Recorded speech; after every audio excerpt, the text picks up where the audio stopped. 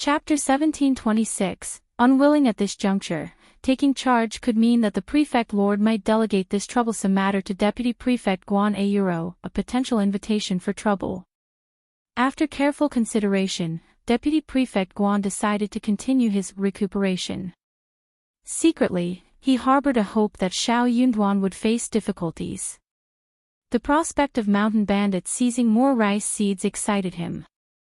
He envisioned a scenario where Xiao Yunduan, desperate and unfortunate, would turn to him for help, allowing Deputy Prefect Guan to reclaim his dignity. However, even in recuperation, peace eluded him. To gain insights, he urged his wife to visit Madame Xiao in the East Courtyard frequently. He hoped to glean information from Madame Xiao. Mrs. Guan resisted the idea. She had no inclination to visit Qiao Xian without reason. Her desire to surpass Qiao Xian clashed with her realization that she consistently fell short. However, with her husband's future at stake, Mrs. Guan reluctantly agreed to go. Regardless of her intentions, she was going to visit Qiao Xian, and Qiao Xian had to entertain her. Mrs. Guan's constant sarcasm during these visits angered Qiao Xian. In 2 days, Mrs. Guan returned, only to be told by Li Xia and others that Madame Xiao was either resting or occupied with family affairs. Frustrated, Mrs. Guan refrained from coming. Meanwhile, in Xiao Yunduan's room, the rice seeds were being delivered as per his instructions. Meng Wanfu and Ding Xiang's men were discreetly deployed, joining Sun Bai, Sun Qian, Jing Sang, Yi, and others to ensure a smooth operation with no mishaps. Contrary to the bandits' belief that they had been spared, the success of Tiger Head tribe had stirred unrest among Min family tribe and Liuhe fort, driven by their own greed. Xiao Yunduan, undeterred, had posted a document that, while not overly insulting, spurred laughter from the 3 families. However, they were also keen on imparting a lesson to the lord of the prefect, emphasizing the consequences of careless words. Consequently, representatives from the 3 families coordinated to descend the mountain and intercept the officials. This caught the officials off guard for the first time, as the bandits anticipated a larger response from Lord Xiao. Although the bandits perceived the bailiffs as inconsequential passers-by, the increased number of officials posed a greater challenge to send away. Eager to boast about pilfering from the bookworm Lord Prefect, bandits from various villages scrambled to participate. Given the An's province government's reputation for incompetence and poverty, the mountain kings had refrained from robbing the government for years. Now presented with an opportunity, they were unwilling to let it slip away. The anticipation was palpable, with everyone eager to partake. In the end, lots were drawn to decide who would participate. The fortunate ones rejoiced, while the unlucky ones felt a profound sense of loss. Before taking action, preparations in the tribes included slaughtering sheep, pigs, and arranging wine for a celebration. However, this time proved markedly different from previous occasions.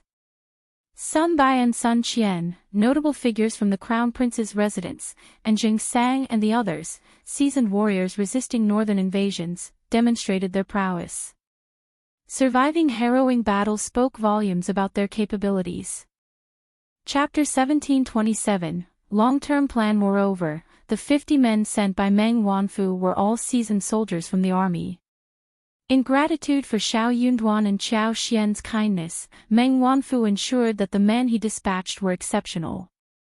These soldiers, alongside the current bailiffs, were organized into 2 groups to escort the rice seeds to their respective towns.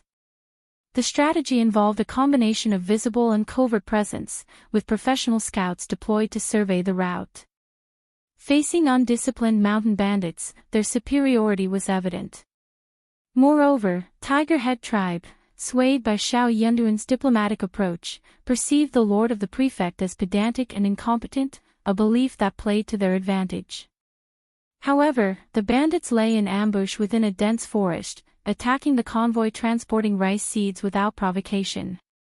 Sun Bai, Sun Qian, and others, following the principle of capturing leaders before subduing the bandits, launched stealthy attacks.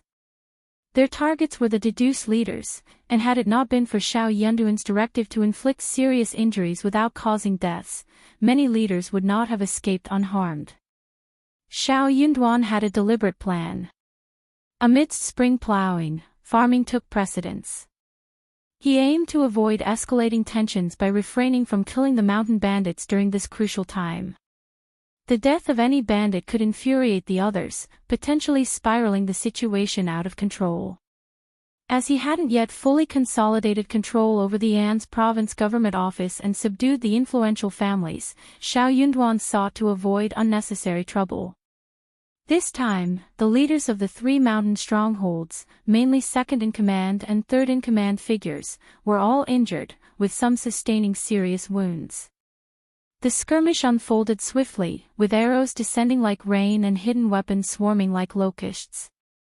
Caught off guard, the mountain bandits screamed and fell to the ground before they could react. Had the attackers not shown mercy, escaping might have been an impossible feat for the mountain bandits. Realizing they had been exposed and had lost a significant portion of their combat strength, the mountain bandits understood that gaining anything more was practically impossible. The attackers, masked and clad in green, concealed their faces and, in some cases, even their figures. It became apparent that these individuals were external reinforcements invited by the bookworm Lord Prefect. It seemed money truly had the power to accomplish anything. Despite the Lord Prefect's apparent pedantry and lack of knowledge, his affluent background allowed him to secure powerful assistance, leading to their defeat. Fortunately, Xiao Yunduan exhibited prudence. Aware of the Mountain King's formidable influence, he refrained from ordering any killings, opting to inflict injuries instead. Returning to their stronghold in a sorry state, the mountain bandits felt extreme shame. Even now, the mountain bandits failed to take Xiao Yunduan seriously. They believed he still harbored fear, considering why he hadn't seized the opportunity to kill them. The Min family tribe pondered the situation. Given the prefect lord's apparent sensibility and newfound allies, they decided to spare him this time. With numerous wealthy families in An's province, starvation was not a concern. They doubted the prefect lord possessed sufficient funds to retain these skilled helpers for an extended period. Recognizing the expertise of these individuals, the mountain bandits speculated on the considerable expense involved. Chapter 1728. Again and again the lord of the prefect seemed destined to become a spendthrift. In due time, those who felt wronged by him would settle their scores. They were not willing to bear such a significant loss. Learning of the Min family tribe's sentiments, Liu Fort carefully considered the situation and formulated a similar plan. The Tiger Head tribe had reaped considerable benefits, with their second-in-command being the second person to descend the mountain. Unexpectedly, he was struck in the abdomen by an arrow, causing profuse bleeding and extreme pain. Recovery would take at least half a year, prompting him to endure the suffering temporarily. Revenge, as the saying goes, is a dish best served cold. Towns close to An's province promptly delivered the seeds, while those farther away saw the daily dispatch of escort teams to their respective locations, ensuring swift progress. The Fan family and the Mei family, anticipating Xiao Yunduan's embarrassment, were taken aback. Initially assuming that the Mountain Kings had refrained from another attack, further investigation revealed the battle had concluded before it even commenced. What was Lord Xiao up to? His actions were truly unpredictable. Old Lady Fan, angered by what felt like another slap in the face, refused to back down. She covertly sent benefits to the Tiger Head tribe, urging them to act again. A lesson needed to be taught to the lord of the prefect state. Reluctantly agreeing to the Fan family's request, the Tiger Head tribe couldn't afford to appear afraid of the bookish prefect, fearing damage to their reputation. Chao Meng, the second-in-command, bedridden and cursing Xiao Yunduan incessantly, now saw an opportunity for revenge through an alliance with the Fan clan. He was determined not to let it slip away, no matter the cost. Unable to take action personally, he delegated the task to his trusted subordinates. Consequently, his right-hand men, accompanied by the third-in-charge, Jin Shan, and 20 brothers, were dispatched. Acting on information provided by the Fan family, they attempted another ambush. Though the number of brothers descending the mountain was limited this time, each one was a meticulously chosen elite. Their objective extended beyond merely seizing the rice seeds. They sought revenge for the injured second-in-charge. The second-in-charge insisted that, if the rice seeds couldn't be taken, they should be set ablaze. Even if reduced to ashes, they must not fall into the hands of the officials. Equipped with oil, the plan was to swiftly pour it into the carriage transporting the rice seeds and ignite the fire. The move was undoubtedly ruthless, but given Chow Meng's severe injuries and unreleased anger, such viciousness was almost expected. This marked the final leg of the long-distance escort. After this journey, the need for long-distance escorts would cease. Safer routes awaited, with no dense forests or valleys to navigate. Although Sun Bai, Sun Qian, and the others outwardly relaxed, internally, their training demanded vigilance until the mission's completion. Just as goshawks exert their full strength to capture rabbits, the habit of not letting the guard down until the last moment prevailed. When Jin Shan and his subordinates charged aggressively, Sun Bai and Sun Qian were initially surprised by their persistence and fearlessness. Yet, they remained composed. With swift shouts and orders, bailiffs rushed to protect the rice seed-laden carriage, while Sun Bai, Sun Qian, and their companions drew their swords to confront the assailants. The chaotic battle's outcome became evident swiftly. Burning with anger, Sun Bai, Sun Qian, and the others had spared these adversaries once before, but this time, they harbored no intentions of showing mercy. Chapter 1729, An's prefecture city is shocked again. Little did they anticipate that these individuals were unafraid of death and dared to face them head-on. The Tiger Head tribe believed they had come prepared, with a team of elite warriors catching the other party off guard. They were fueled by the desire to avenge their prior humiliation, gain significant advantages, and retaliate for their injured second-in-charge. With fervor coursing through their veins, they charged forward with aggressive determination, intending to erase their past shame and secure a resounding victory that would resonate throughout An's province. However, within half an hour, signs of their impending defeat became glaringly apparent. Jin Shan and his brothers, shocked and enraged, couldn't contain their emotions. Amid their anger and embarrassment, a loud shout pierced the air. Several individuals wielding fire torches rushed towards the carriage, disregarding all else. The remaining mountain bandits desperately attempted to provide cover. Upon seeing the imminent threat of arson, Sun Bai, Sun Qian, and their companions unleashed their restrained fury. What had initially been a 30% holdback transformed into unbridled aggression, each move calculated to take lives. Blood sprayed, limbs flew, and cries of agony echoed through the valley. The ground became a gruesome tapestry of scattered corpses, with dark red pools seeping into the sand, gravel, and grass, creating a chilling spectacle under the sunlight. As their brethren fell one by one, Jin Shan and the others roared in a desperate bid to fight back. Yet, the vast difference in strength between the two sides proved insurmountable, even with their reckless efforts. More lives were claimed, and the carriage transporting the rice seeds remained untouchable. With each casualty, the initially bold mountain bandits descended into fear, their once inspiring courage replaced by dread. Chow Meng's right-hand man succumbed to panic, losing the initial ambition to avenge his boss. Shouting orders to cover their retreat, they dragged a red-eyed Jin Shan away, desperately fleeing the scene. Witnessing their leader's retreat, the remaining mountain bandits crumbled, scattering like frightened birds. Had escorting the rice seeds not been their paramount concern, and the fear of potential mishaps gripping them, none would have managed to escape. Bailiffs stared at the strewn corpses and pooling blood, their bodies trembling, faces drained of color, and hearts racing with fear. The sheer might displayed by Lord Shao's trusted subordinates left the bailiffs in awe. It was a level of power that sent shivers down their spines. Sun Bai, with a disdainful glance, scolded, "What are you waiting for? Hurry up and check if there's anything wrong with the carriage. A few of you, clean up the scene. Those accustomed to following Sun Bai and Sun Qian promptly complied, taking swift action.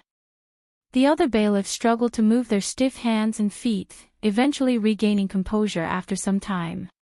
This was an unprecedented scene for them. In all their years as bailiffs, the most blood they had encountered were a few drops from street gangsters with minor injuries. Compared to this, those instances seemed inconsequential. Despite the initial shock, excitement soon took over. The two constables' sons had proven their prowess by defeating the Tiger Head tribe bandits and escaping. For these bailiffs, who had suffered at the hands of the Tiger Head tribe in the past, this turn of events was exhilarating. The mountain bandits had once swaggered through An's province, seemingly immune to the authorities. Now, the officials not only confronted them but decisively defeated them. An's prefecture city found itself shaken once again. The prominent families and even the three mountain bandits were left astounded. Jin Shan, returning to the stronghold with a dark and humiliated expression, silenced anyone daring to breathe loudly in his presence. Chapter 1730. It's not too late for a gentleman to take revenge. Out of the 36 brothers who descended the mountain with Jin Shan, only 6 made it back. All 30 of them met their end at the mountain's base, betrayed by the hands of those accursed officials. These 30 individuals comprised the elite intermediate forces of the village. Even though his boss didn't lay blame upon him, he couldn't face his remaining brothers. The anger and guilt overwhelmed him whenever he looked into their eyes. Xiao Yunduan, he vowed not to let him off. Even if it meant risking his life, he intended to keep him alive in An's province. Chao Meng seethed with anger, almost spitting blood as he cursed furiously.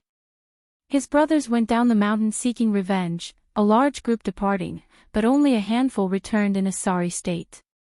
The injustice of it all was unbearable. Thankfully, lacking the strength at the moment, he refrained from immediate descent. Otherwise, he would have stormed down the mountain, relentless until the dog official met his end. Chao Meng instructed someone to summon Boss Qing, Jin Shan, and the other core members of the intermediate village for a meeting. Elder brother, we can't let this matter slide. Otherwise, our Tiger Head tribe won't be able to hold our heads high. Competition among the mountain kings was fierce, rooted in reputation and strength within the martial world. Whoever possessed the bigger fist, the harder resolve, and more loyalty to martial values garnered more respect. Despite suffering heavy losses and appearing weakened, Chao Meng refused to become a coward.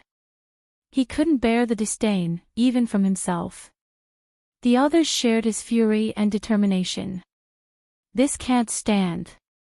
We can't let them off the hook. We were careless before.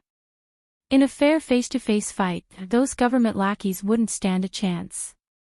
They can't even withstand a kick from me. Second in charge is spot on. Revenge is a must. None of you dare challenge me. That dog official's head belongs to me. Laughter erupted among the leaders as they proceeded to berate Xiao Yunduan and the officials. Once the scolding concluded, the atmosphere lightened considerably, shedding the previous bitterness. Even the embarrassed Jin Shan showed a slight improvement in his complexion. Boss Qing sneered and spoke slowly, certainly, revenge is in order, but not immediately. Chao Meng raised his head, eager to interject. Boss Euro, hear me out first. Don't be hasty. This time, no small patrolling troops were dispatched. We sent elite fighters with exceptional martial skills. Third brother personally led the team, and his martial prowess speaks for itself. He was well prepared, catching the other party off guard. But who could have known Euro? I'm at fault too. We're all at fault. We underestimated the enemy. We can't dismiss this person as a mere good-for-nothing just because past prefects were. We should have realized that this kid has some backing and confidence, daring to confront the 3 families head-on. After all, scholars fear death the most. Without support, he wouldn't dare. Nods from the mountain bandits echoed agreement. They clenched their fists, sighed, and expressed deep regret. Boss is right. Indeed, we were too careless. Sigh. Therefore, we mustn't act recklessly. We need to unravel his background first. We've already marked this person's head. As long as he remains in An's province, his head will be ours sooner or later. If he attempts to leave, well, he'll have to leave his head behind. Chapter 1731. Endure for now. The bandits, their blood coursing with ardor and zeal, eagerly rubbed their palms together. Boss is spot on. His head must be ours. If we let him live, the heavens won't stand for it. Revenge for our fallen brothers. Chow Meng, unconvinced, questioned, so, are we just letting this slide?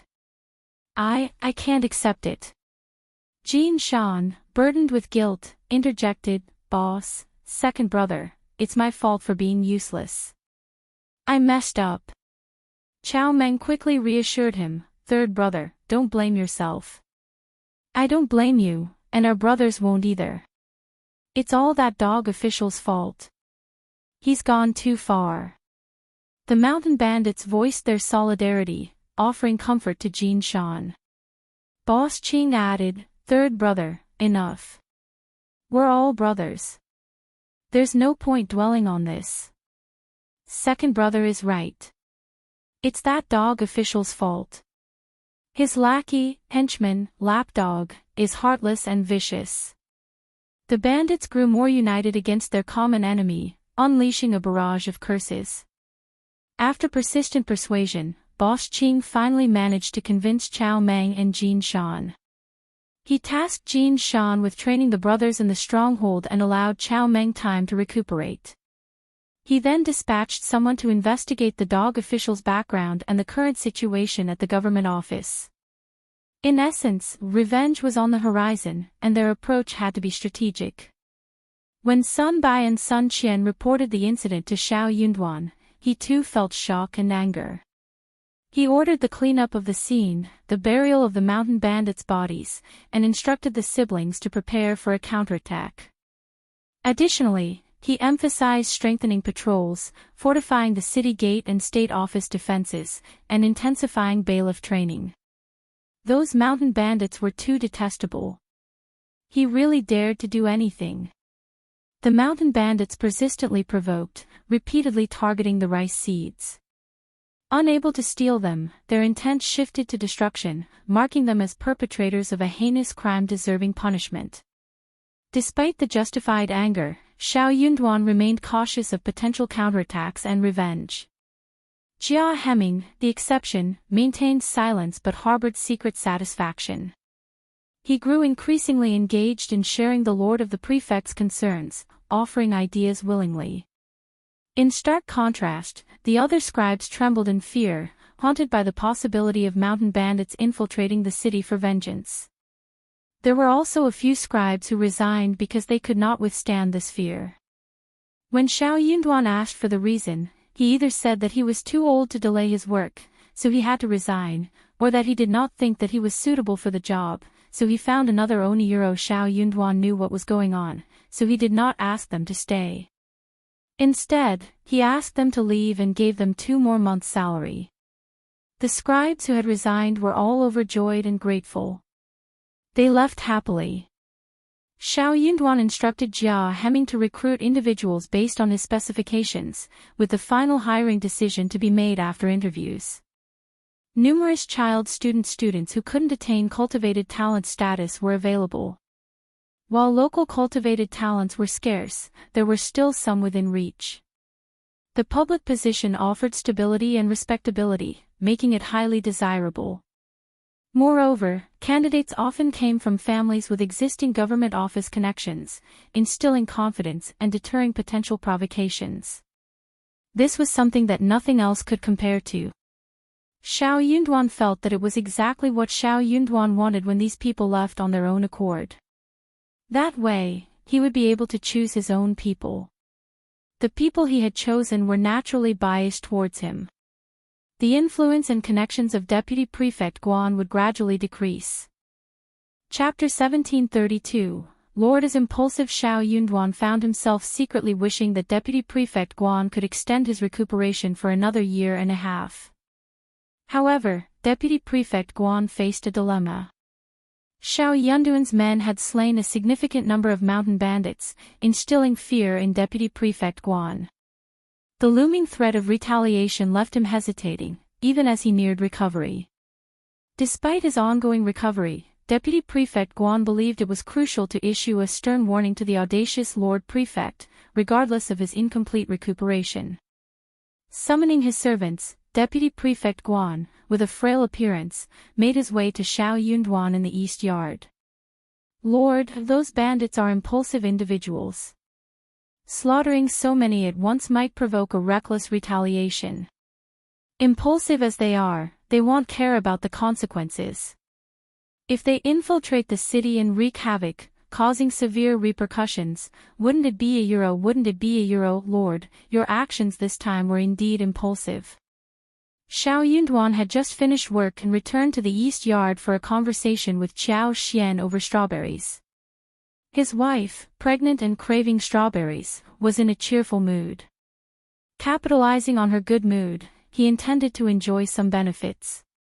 Just as they were indulging in a moment together, Deputy Prefect Guan's arrival forced Xiao Yunduan to attend to him in the study. Observing Deputy Prefect Guan feigning injury, Xiao Yunduan could no longer tolerate it. Attempting to teach him a lesson, Xiao Yunduan hinted at publicly punishing Sun Bai and Sun Qian to appease the bandits' anger. Deputy Prefect Guan, are you suggesting that Sun Bai and Sun Qian should let the bandits burn the rice seeds and harm people? This way, the bandits won't descend the mountain for revenge, and the government can proceed without worry.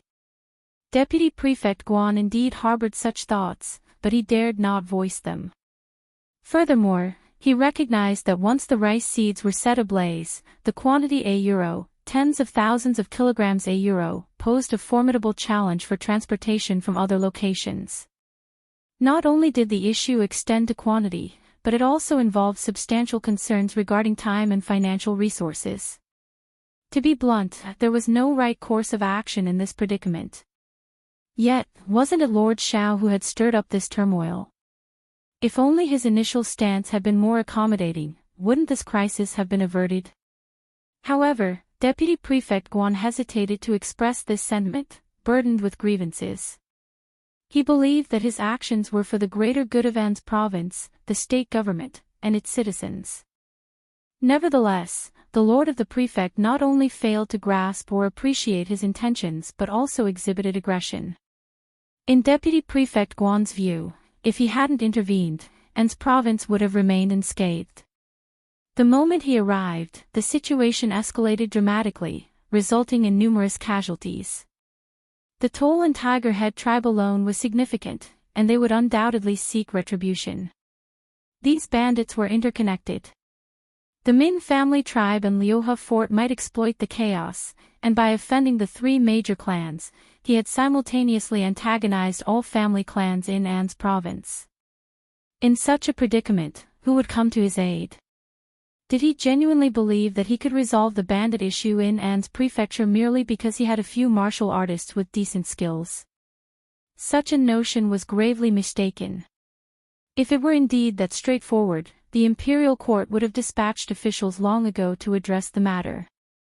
They couldn't afford to turn a blind eye to such a significant issue. Chapter 1733, more angry if the bandits were driven to fury and resorted to killing civilians as an act of revenge, who would bear the blame? Let's observe if the commoners would direct their discontent towards none other than the prefect. The more Deputy Prefect Guan pondered over the situation, the more his frustration grew. That wasn't my intention. I'm merely cautioning you, my lord. Your impulsiveness could escalate matters beyond control. Do you not fear the consequences of letting things spiral like this? Xiao Yunduan sneered in response, what's there to fear? Let me reiterate. As long as I am present in An's province, I won't depart easily. I won't tolerate the oppression of those bandits and the three prominent families. This is the domain of the court, not theirs. I understand the challenges, the uphill battle, but I'll face it head-on. I'll certainly overcome it. Deputy Prefect Guan fell silent. After a moment he scoffed, "My lord, you're not the first prefect to express such sentiments. But I will be the last, as it won't repeat. Since you hold such convictions, I can only wait and witness. I hope you won't regret your decision." "Absolutely not. I'll take my leave." Deputy Prefect Guan hurriedly departed in frustration, feeling that his well-intentioned advice had fallen on deaf ears. Xiao Yunduan took a deep breath and remained silent, gazing into the vacant space before him.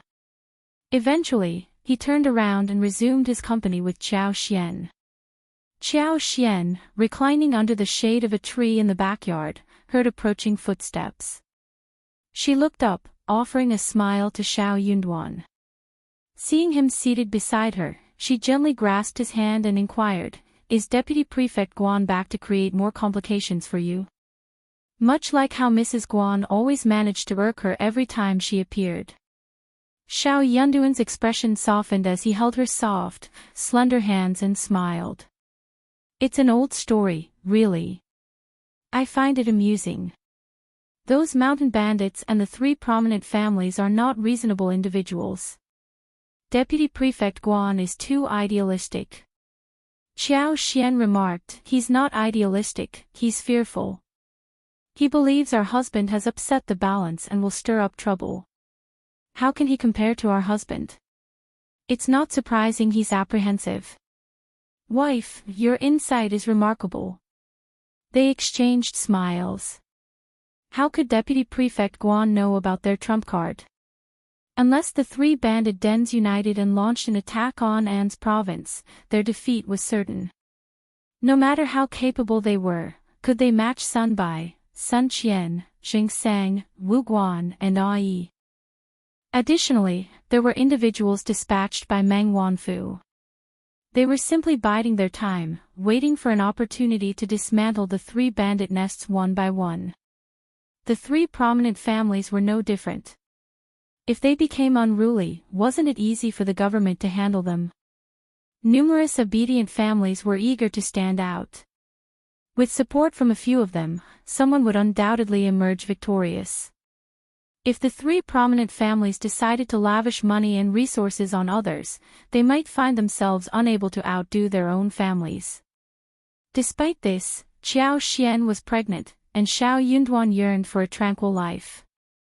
Yet, some individuals seemed determined to avoid peace. Initially, Qiao Xian and Xiao Yunduan had planned to venture outside the city to survey those lands. However, amidst the unfolding events, such plans were now impossible. At this moment, Xiao Yunduan would not allow her to leave the city. The air was thick with uncertainties. In An's province, events unfolded in ways that defied expectations elsewhere. Qiao Xian was aware of her own safety, yet she couldn't disclose her superpower to him, forcing her to resign herself to the silence. Chapter 1734. No more show. The potato and herb seeds, along with some fruit saplings, were delivered, courtesy of Yuezhing Shao. Qiao Xian expressed her gratitude and arranged for someone to transport the seeds to the state office's backyard, eager to inspect them herself. Qiao Xian found solace when she infused her superpowers into the seeds. This way, even if she couldn't tend to the 500-meter field for a year, she was confident it wouldn't result in a misshapen harvest. With little else to occupy his time, Yuezhing Shao stayed for a few days to assist. He diligently planted all the seeds and herbs before bidding farewell to Xiao Yunduan and Qiao Xian. "I have a feeling An's province isn't as peaceful as it seems. Those families are too audacious. Lord Xiao, if you ever need assistance, just let me know. Yuzhang isn't far, we can reach here in 2.5 days without delay. I also want to test the Yuezhing family's influence. For the Yuezhing family to offer assistance, they would need connections in the business world. If An's province sought to wield this as a threat against Xiao Yunduan, they might find themselves outmatched. Suppressing the Yuezhing family, Zhao Shu, and the three major families of An's province seemed like an improbable dream. Xiao Yunduan chuckled heartily and clasped his hands at Yuezhing Xiao. Rest assured, brother Yuezhing, if the need arises, it'll certainly seek your assistance. Yuezhing Xiao responded, it's not just assistance, it's a mutually beneficial arrangement. We've always sought win-win situations. They shared a laugh. Xiao Yunduan penned a letter and handed it to Yuezhing Xiao. Qiao Xian arranged a thoughtful gift and requested Yuezhing Xiao to take it home. Especially the joyful news of Qiao Xian's pregnancy. Her mother must be eagerly anticipating it for her peace of mind and happiness. Xiao Yunduan was swamped with responsibilities, leaving him with no time to send someone home. Fortunately, Yuezhing Xiao was present to fulfill the task. Once things settled down, if their mother and others wished to visit, they could send someone to pick them up and stay for a while. However, that was not the case at the moment. Concerned that Yuezhing Xiao might encounter trouble on the way, Xiao Yunduan asked Yi and Sun Qian to escort him out of An's province. Sun Qian and Yi only returned after ensuring Yuezhing Xiao had safely reached another significant town. The three prominent clans initially shared Deputy Prefect Guan's belief that the Tiger Head tribe would surely retaliate and seek revenge. To their surprise, after a considerable wait, there was no sign of reprisal. Old Lady Fan grew increasingly anxious and discreetly dispatched individuals to contact the Tiger Head tribe for information. Unexpectedly, Tiger Head tribe ignored her this time and remained silent. This silence could be comprehended they were concealing their strength and choosing the right moment. Seeking immediate revenge wasn't practical. What more was there to say? It would be embarrassing to articulate. Why subject themselves to embarrassment? If Tiger Head tribe chose not to acknowledge the Fan clan, so be it. What significance did it hold? Tiger Head tribe showed no regard for the Fan clan, leaving them feeling utterly powerless. Even though Old Lady Fan possessed a proud demeanor, she dared not blame Tiger Head tribe. Instead, she shifted the blame onto Xiao Yunduan and Qiao Xian. Those bandits from Tiger Head tribe are formidable and vengeful. Even if they haven't retaliated now, it doesn't mean they won't in the future. Just wait and see. Old Lady Fan reluctantly held back her thoughts. Spring plowing took precedence, especially for the Fan family. They had to attend to the agricultural tasks before anything else. Chapter 1735, Giving in at the Mei family. The season brought warmer weather, making it an opportune time for venturing into the mountains for woodcutting. Specializing in the wood business, the Mei family operated a sizable furniture workshop and engaged in log trading. In An's province, vast mountains and towering forests extended as far as the eye could see, making it impossible to reach the outskirts even after several days of walking. However, being in the wood business didn't mean having the freedom to cut down trees at will. While commoners were permitted to ascend the mountains to cut a few trees for personal use, engaging in the wood business required government registration. Upon approval, they could then enter the mountains for tree cutting activities. Moreover, there were strict guidelines for tree cutting. Loggers were required to make every effort to avoid harming young trees, and trees that had stood for centuries were off limits.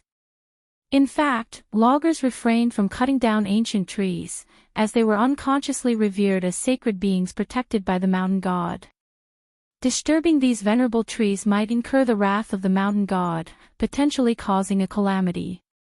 It was a risk they were not willing to take. The government's approval wasn't granted freely.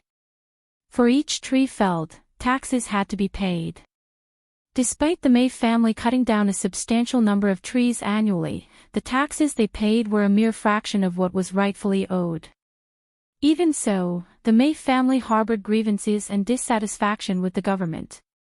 However, each prefect lord remained submissive and refrained from voicing objections. Whenever the Mei family sought conveniences, the government readily acquiesced without protest. This treatment extended to the other two family clans. As for the various other large and small family clans, as long as they aligned themselves with the three leading families and followed in their wake, they were assured a share of the benefits. Without this arrangement, the government of An's province wouldn't have incurred such significant losses, leaving them with less than 100 taels of silver. They often found themselves borrowing money from the three major families to cover salary distributions. This loan wasn't granted without conditions. It required them to offer something in exchange, such as government-approved documents. As the Mei family planned to enter the mountains for tree cutting that year, obtaining the necessary document from the authorities was imperative. Without it, foreign merchants would refuse to take goods from them to avoid potential complications. If discovered by the government without the required document, not only would their goods be confiscated, but hefty fines would also be imposed. No one was willing to take such risks without proper documentation. Despite the Mei family looking down on the An's province state government, it remained an irreplaceable entity for any family clan, regardless of their power. Two madams from the Mei family visited Qiao Xian with gifts. Anyone seeking to navigate the complexities of governance would first pay a visit to Qiao Xian, the wife of the prefect. The Mei family, somewhat apprehensive of Xiao Yunduan, prepared an exceptionally generous gift, surpassing what they had presented to other prefect lords. However, both Qiao Xian and Xiao Yunduan declined the offering, making first Mrs. Mei's visit fruitless. Qiao Xian firmly rejected the gift, prompting first Mrs. Mei to attempt changing the subject. Faced with Qiao Xian's insistence, she had no choice but to take the gift back. It marked the first time someone had returned a gift from the Mei family, leaving first Mrs. Mei feeling disgruntled. Qiao Xian shared the encounter with Xiao Yunduan, jesting, "The Mei family is making their move. Hubby, keep an eye out. Much depends on this." Xiao Yunduan smiled. "Let them try to compete with those mountain bandits from the Tiger Head tribe." Chapter 1736, and State's Intermediate Peace. Old Lady Fan reveled in the Mei family's setback. She had long asserted her desire to teach the inexperienced prefect lord a lesson, making him understand who held true authority in An's prefecture. Now, it seemed like retribution had arrived.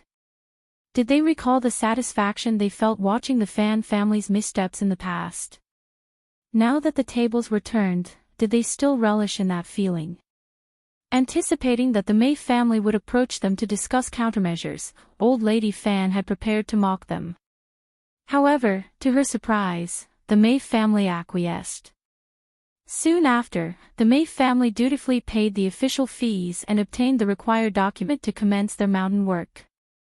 Observing this, Old Lady Fan, who had been expecting a show, felt greatly disappointed. Witnessing the Mei family's compliance, the Huo family abandoned their initial resistance and diligently went about their work. Upon hearing about Madame Xiao's cultivation of medicinal herbs in the fields, the two madams of the Huo family paid a visit. Their expressions suggested a keen interest in the matter. Qiao Xian didn't reject their curiosity but engaged with them with a subtle smile. If the Huo family presented a favorable offer, selling the herbs to them wouldn't be out of the question. With the three major families exhibiting discipline, the other large and small family clans dared not act out. An's province, as a whole, experienced an unusual tranquility, fostering a flourishing environment. Jia Hemming and others were invigorated and exuded confidence. Yet, during private discussions between Qiao Xian and Xiao Yunduan, both were skeptical that the three families would simply let the matter rest. Their restrained actions were a result of not fully understanding their own background, and it wasn't the opportune moment to act recklessly. They refrained from hasty moves, aware that, given the chance, they would unleash their full strength and attack without hesitation. Xiao Yunduan remained vigilant, recognizing that peace was precarious. This period offered an opportunity for recuperation and personal growth. Sun Bai and the others could dedicate more time to training the bailiffs in the 500 meters. Qiao Xian's land had undergone exploration. 2,000 mu of potatoes were planted on 4,000 mu of flat terrain, while the remaining 1,000 mu, along with hundreds of mu at the mountain's base, were dedicated to King Solomon's seal, angelica, crowdipper, and honeysuckle cultivation. Exploring the entire 50,000 mu of mountains was a slow process, with only 6,000 mu opened up so far, the rest temporarily halted. Summer's arrival, bringing increased vegetation and the presence of poisonous snakes, insects, and ants in the mountains, made exploration unsuitable. They planned to resume exploration in late autumn, hiring more personnel at that time. The 6,000 mu already explored were exclusively dedicated to peppercorn cultivation. Yuezheng Shao's connections facilitated the transportation of seedlings from the southwest, arriving at an opportune moment. Qiao Xian opted to plant all the peppercorns for easier management, reserving star anise and pepper planting for the following year. Despite the unsuitable exploration conditions during this time of the year, they focused on constructing roads, houses, and warehouses. Qiao Xian tasked Songshe and others to spend an additional month or so to complete these tasks. Previous employees could continue to be employed for these endeavors. Qiao Xian instructed Songshe, Lu Fu, and others to discreetly observe. Subsequently, she selected approximately 20 individuals from these intermediate workers and approached them, inquiring if they were willing to sign long-term employment contracts. With numerous plots of land requiring daily management, relying solely on Songshe and the others proved insufficient even with their unwavering dedication. Assigning individuals to patrol the mountain daily became essential, monitoring the growth of the herb seedlings. It was imperative to address any deficiencies promptly and weed the areas in need. Chapter 1737, Deputy Prefect Guan's recovery. Songshe and the others would feel more at ease with short-term workers overseeing the tasks. As they continued developing all the barren mountains, the need for long-term workers would increase, not to mention the ongoing requirement for short-term workers. This marked only the beginning. Qiao Xian's primary aim was to generate more employment opportunities for the people of An's province, aligning her family's interests with those of the local community.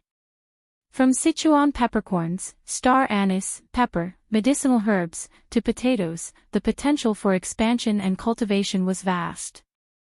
If the harvests proved profitable, more individuals would likely engage in planting, prompting continuous growth. Her vision was to transform the vast An's province into a renowned region for spices and herbs, leveraging its unique advantages. Given An's province's sheer size, it was destined to become increasingly vibrant. Yuezheng Shao decided to establish a branch of the Yuezheng family in the city, alongside 3 dessert shops offering a variety of fresh fruits. Qiao Xian and Shao Yunduan endorsed the plan. Shao Yunduan entertained the idea of reaching out to the prefect of Yuzhang to upgrade the official road between An's province and Yuzhang. His vision included widening, flattening, and implementing other improvements. However, this ambitious project required substantial investment, making it currently unfeasible. Despite the family settling their debts due to external pressure, An's province still owed Qiao Xian 620,000 taels of silver. Shao Yunduan had managed to pay off 120,000 but still owed 500,000. Progress on other projects would have to wait until the outstanding amount was settled. Upon Deputy Prefect Guan's recovery, he offered to share Lord Shao's burden at the government office. "I'm truly ashamed. My body has been disappointing, and it seems luck hasn't been on my side. If not for these setbacks, I could have assisted you earlier. Now that I've finally recovered from my injuries, you can take a well-deserved rest after working tirelessly for so long. Leave all the miscellaneous matters to me. Lord, rest assured. Having spent many years in An's province, I'm intimately familiar with its administrative affairs. I guarantee flawless resolution of all matters on your behalf. Lord, feel free to stay away from the government office for at least half a month." Deputy Prefect Guan confidently patted his chest, addressing Shao Yunduan with a smile. His words carried a tone as if he had made significant sacrifices, ensuring Shao Yunduan could enjoy a peaceful break. It almost seemed as if Shao Yunduan had taken advantage of him. He fell short of saying, "Look at all I've done for you," without asking for anything in return. Let's see if I'm treated well. Shao Yunduan chuckled inwardly. Did Deputy Prefect Guan think others were fools? It was evident that if he continued pretending to be unwell, he would gain nothing and lose all his prestige. Despite his impatience, he spoke with great pomp. If he claimed to have fully recovered and could resume normal duties, Xiao Yunduan wouldn't bother arguing at this point. However, Deputy Prefect Guan's eagerness to seize power while framing it as if Xiao Yunduan had taken advantage of him was quite distasteful. Taking care of one's health is crucial. Have you genuinely recovered? If not, there's no harm in taking a bit more time to recuperate. I'm not heartless. Even if you decide to rest for another year and a half, the rightful salary will still be yours. Chapter 1738. Taking charge. I'm a representative of the party, committed to serving the people and pursuing their best interests. It's both my duty and a matter of trust bestowed by the imperial court. How could I easily delegate these governmental responsibilities to others? Wouldn't that be a betrayal of both the imperial court and the people? If you've truly recovered, feel free to resume your office duties tomorrow. I have full confidence in your ability to handle the job excellently. Don't even consider taking on tasks that aren't rightfully yours. Deputy Prefect Guan proved to be more audacious than Xiao Yunduan had anticipated.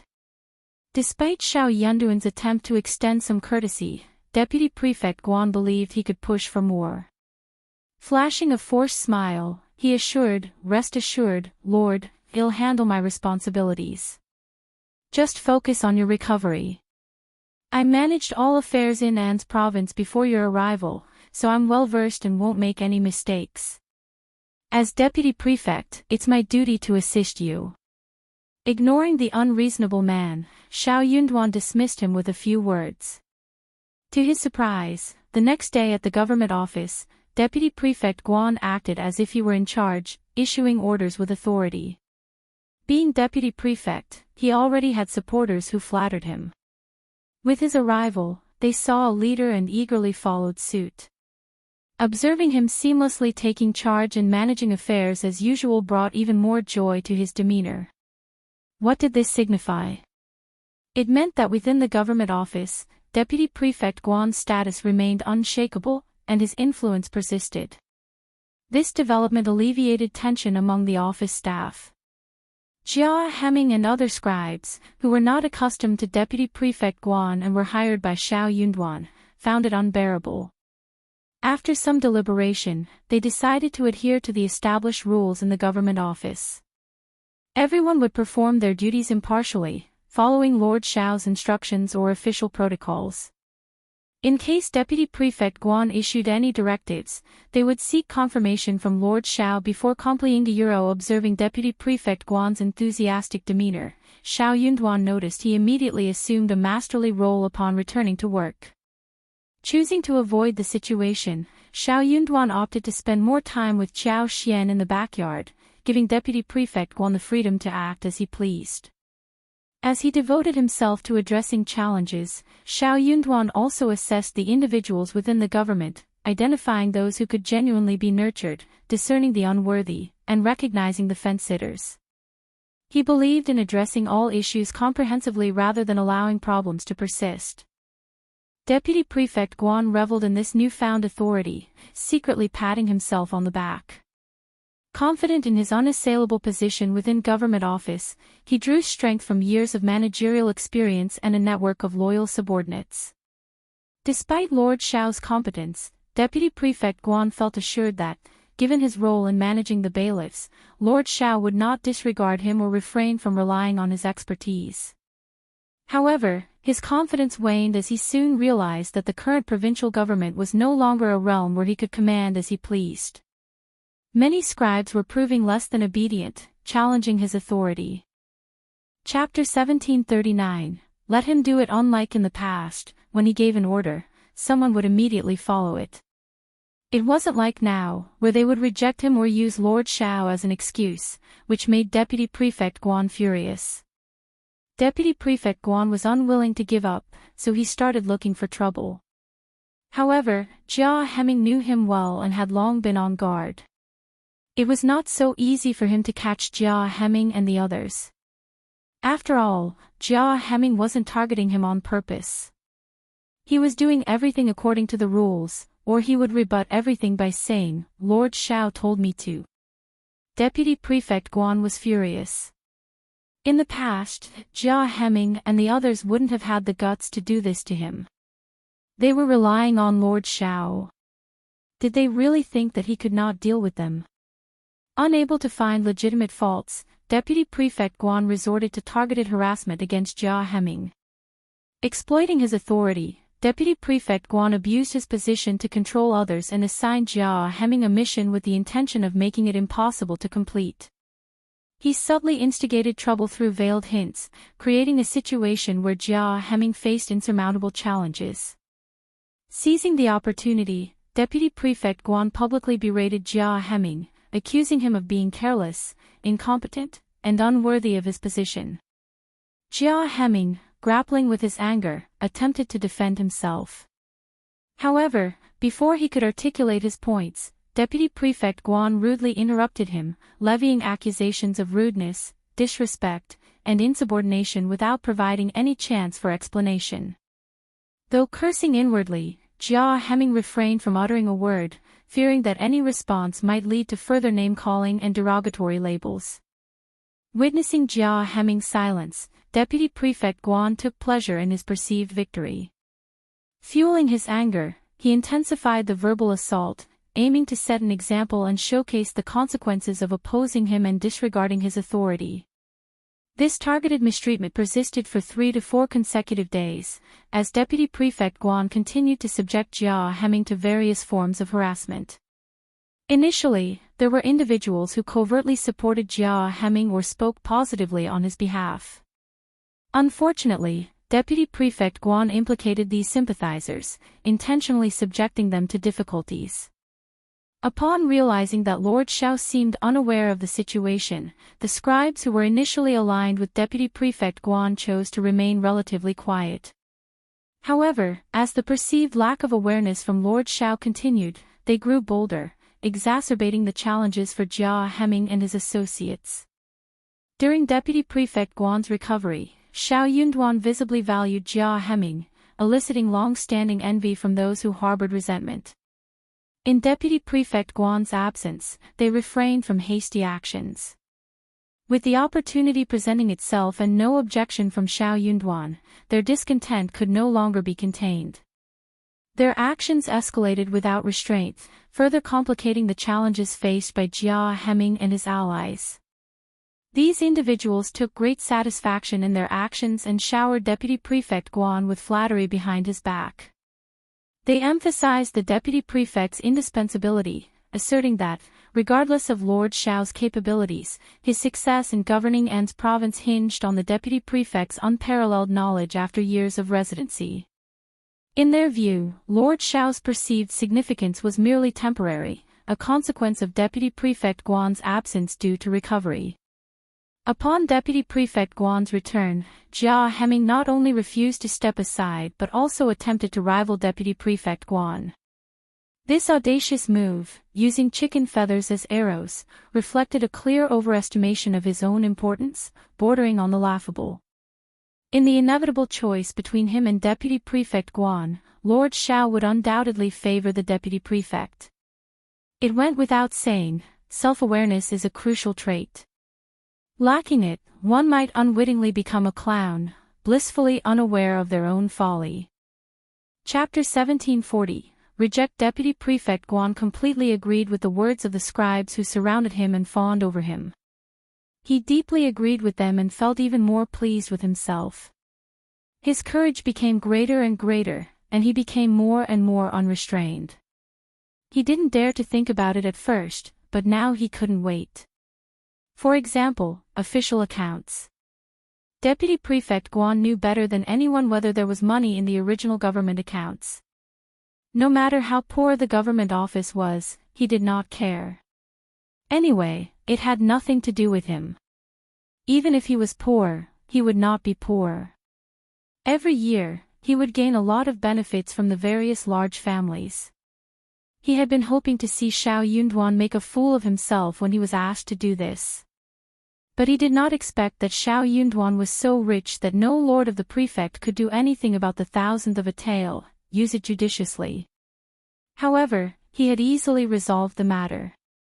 Deputy Prefect Guan felt extremely depressed, as if he wanted to see a joke fall through and become a clown. Despite hailing from a wealthy family, Deputy Prefect Guan, if unconvinced, found himself compelled to suppress his feelings. What took him by surprise was the revelation that the prefect lord wasn't just affluent but possessed an assertive temper. Despite this, the three great clans and even the normally outspoken Tiger Head tribe had acquiesced to his authority. Though Deputy Prefect Guan recognized the temporary nature of this compliance, the unprecedented scenario left him uneasy. The present state of the official accounts marked a departure from the norm. The prefect lord injected considerable funds, meticulously documenting each transaction. While the funds were beyond the current deputy prefect's reach, the curiosity to inspect the records lingered. However, Deputy Prefect Guan faced an unexpected obstacle when Scribe Fong, responsible for overseeing the accounts, rejected his request to review them. Seemingly polite on the surface, Deputy Prefect Guan had ostensibly invited Scribe Fong to seek Lord Xiao's approval for document access. While he claimed he could only read it upon seeing it, it was a deliberate move on his part. Fuming with anger, Deputy Prefect Guan was convinced that Scribe Fong, known to be on good terms with Jia Hemming, was intentionally siding with him. Determined to inspect the account book, Deputy Prefect Guan sternly issued the order. However, Scribe Fong stood firm, refusing to budge. Outraged and humiliated, Deputy Prefect Guan escalated the situation, commanding his trusted aides to forcefully seize the document. Scribe Fong, equally furious, vehemently resisted. News of the commotion quickly spread, drawing a crowd of onlookers within the limited space of the state office. Jia Hemming and his allies rushed to the scene, supporting Scribe Fong, while Deputy Prefect Guan's aides adamantly pressed forward. The confrontation escalated into a heated argument, neither side willing to yield. Jia Hemming, with a mocking tone, intervened. The prefect lord should decide on this matter. According to the rules, only the prefect lord has the right to authorize the reading of the account book. If you wish to inspect it, Deputy Prefect Guan, seek permission from Lord Xiao. Why resort to force? Scribe Hu, backing Deputy Prefect Guan, sneered sarcastically, don't invent rules to give orders. Since when did An's province adopt such absurd regulations? Everything was fine before. You're just stirring up trouble. Can't the Deputy Prefect see it? Even if you consult Lord Xiao, wouldn't he allow the Deputy Prefect to check the accounts? Why go through all this trouble? Deputy Prefect Guan sneered in agreement, garnering nods from those around him. Chapter 1741, Angry, exactly. Lord Xiao has always esteemed the Deputy Prefect, so it's only natural he'd grant permission. Some people are clueless about their place, huh? Can't you see? With the Deputy Prefect back, someone is feeling uneasy. Ha, I agree. Jia Hemming's face flushed with frustration. That was in the past. Lord Xiao is the prefect lord now. We follow Lord Xiao's directives. Any issues with that? Of course, there's no problem, Deputy Prefect Guan responded leisurely. Well, indeed, follow Lord Xiao. However, we don't have to be excessively rigid, do we? As long as the rules are reasonable. We're on the same side, after all. If you're so serious, who are you targeting, and what are your intentions? I don't have any ulterior motives. I just euro, if you don't, then let's talk less. Can't we maintain a friendly atmosphere? As the Deputy Prefect, what's wrong with me looking at the account book? Old Who is right. I can confidently say that if I inform Lord Xiao, he won't deny me the right to review it. It's just a matter of phrasing. Using a chicken feather as an arrow is not entirely inaccurate. Laughter erupted from those around Deputy Prefect Guan. Jia Hemming, Scribe Fong, and the others exchanged frustrated glances. While Lord Xiao was absent at the moment, making a big fuss out of a trivial matter wouldn't be wise. Deputy Prefect Guan reveled in his smugness, and Scribe Hu, convinced of his righteousness, glared at Scribe Fong, demanding, "Scribe Fong, what are you waiting for? Hurry up and bring the ledger to the Deputy Prefect." "Why hesitate? Can't the Deputy Prefect control you?" Scribe Fong gritted his teeth. "Deputy Prefect, please forgive me. I didn't dare defy Lord Xiao's earlier instructions. Please don't make it difficult for me, Deputy Prefect. Once you obtain Lord Xiao's approval, I'll promptly hand over the account book." "You stubborn fool." In front of the onlookers, Deputy Prefect Guan erupted in anger. Trapped in a challenging situation, he forcefully pushed Scribe Fong aside and ordered his trusted aide to snatch the key, open the door, and retrieve the ledger. It was just a ledger, a mere glimpse. How could Lord Xiao possibly take it seriously? In the presence of so many witnesses, if Deputy Prefect Guan didn't retaliate, it would set a precedent for anyone in the government office to challenge his authority without consequence. What would become of his standing then? What prestige would he retain? Scribe Fong, Jia Hemming, and the others were eager to intervene and halt the unfolding events. Yet, they were outnumbered and lacked the strength to oppose Deputy Prefect Guan's group. Over the years, Deputy Prefect Guan and his associates had grown accustomed to their tyrannical ways.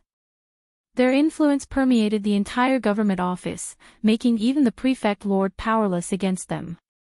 They claimed the lion's share of benefits, leaving the scraps for the rest. With the arrival of the new Prefect Lord, however, their manipulative tactics failed to sway him. Deputy Prefect Guan, undeterred, attempted to establish dominance upon his return. To his surprise, Lord Xiao skillfully navigated the situation, refusing to succumb to his attempts at control. Deputy Prefect Guan insisted on his recovery, showing indifference to other matters. Yet, Lord Xiao didn't yield to his demands. Now, realizing that additional benefits were unattainable, their frustration and anger were palpable. Chapter 1742, Robbery. Deputy Prefect Guan seized the chance to provoke Lord Xiao, capitalizing on his silence to entice others into mischief. Individuals accustomed to enjoying perks were reluctant to relinquish them easily.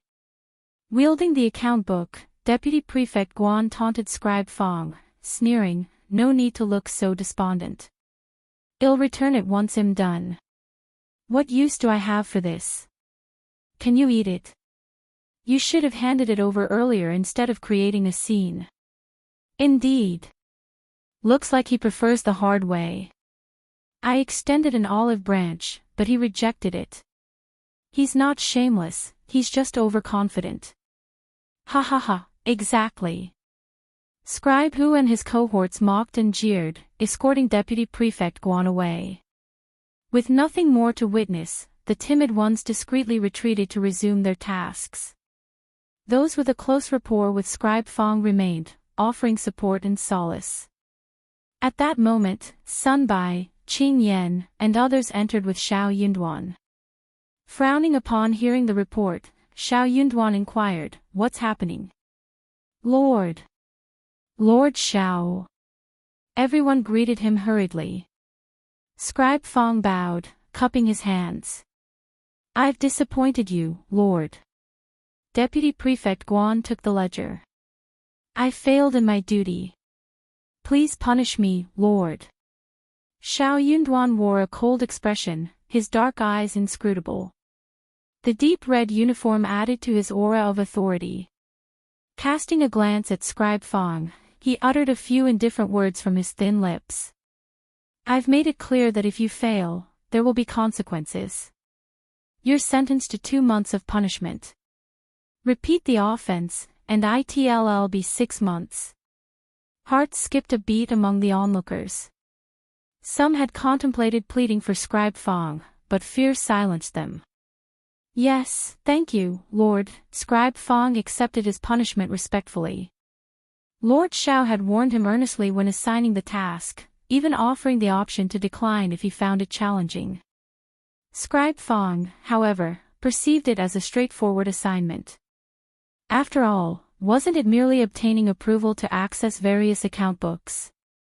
He failed to realize the complexity of the situation in An's province. Back in the office, Xiao Yunduan coldly summoned Deputy Prefect Guan and all the scribes present. Deputy Prefect Guan and his companions were joyously examining the ledger together. Upon seeing over 20,000 taels of silver in the account book, excitement surged. They declared that everyone had worked hard lately and proposed sharing the silver among themselves. With more than 20,000 taels, each person stood to gain a significant amount.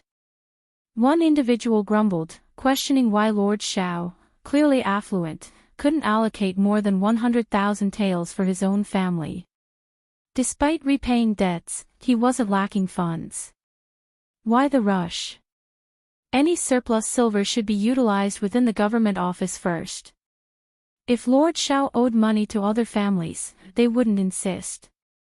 In their opinion, Lord Xiao was overly frugal. As they discussed, Xiao Yunduan arrived to summon them. The room fell silent, all eyes turning to Deputy Prefect Guan.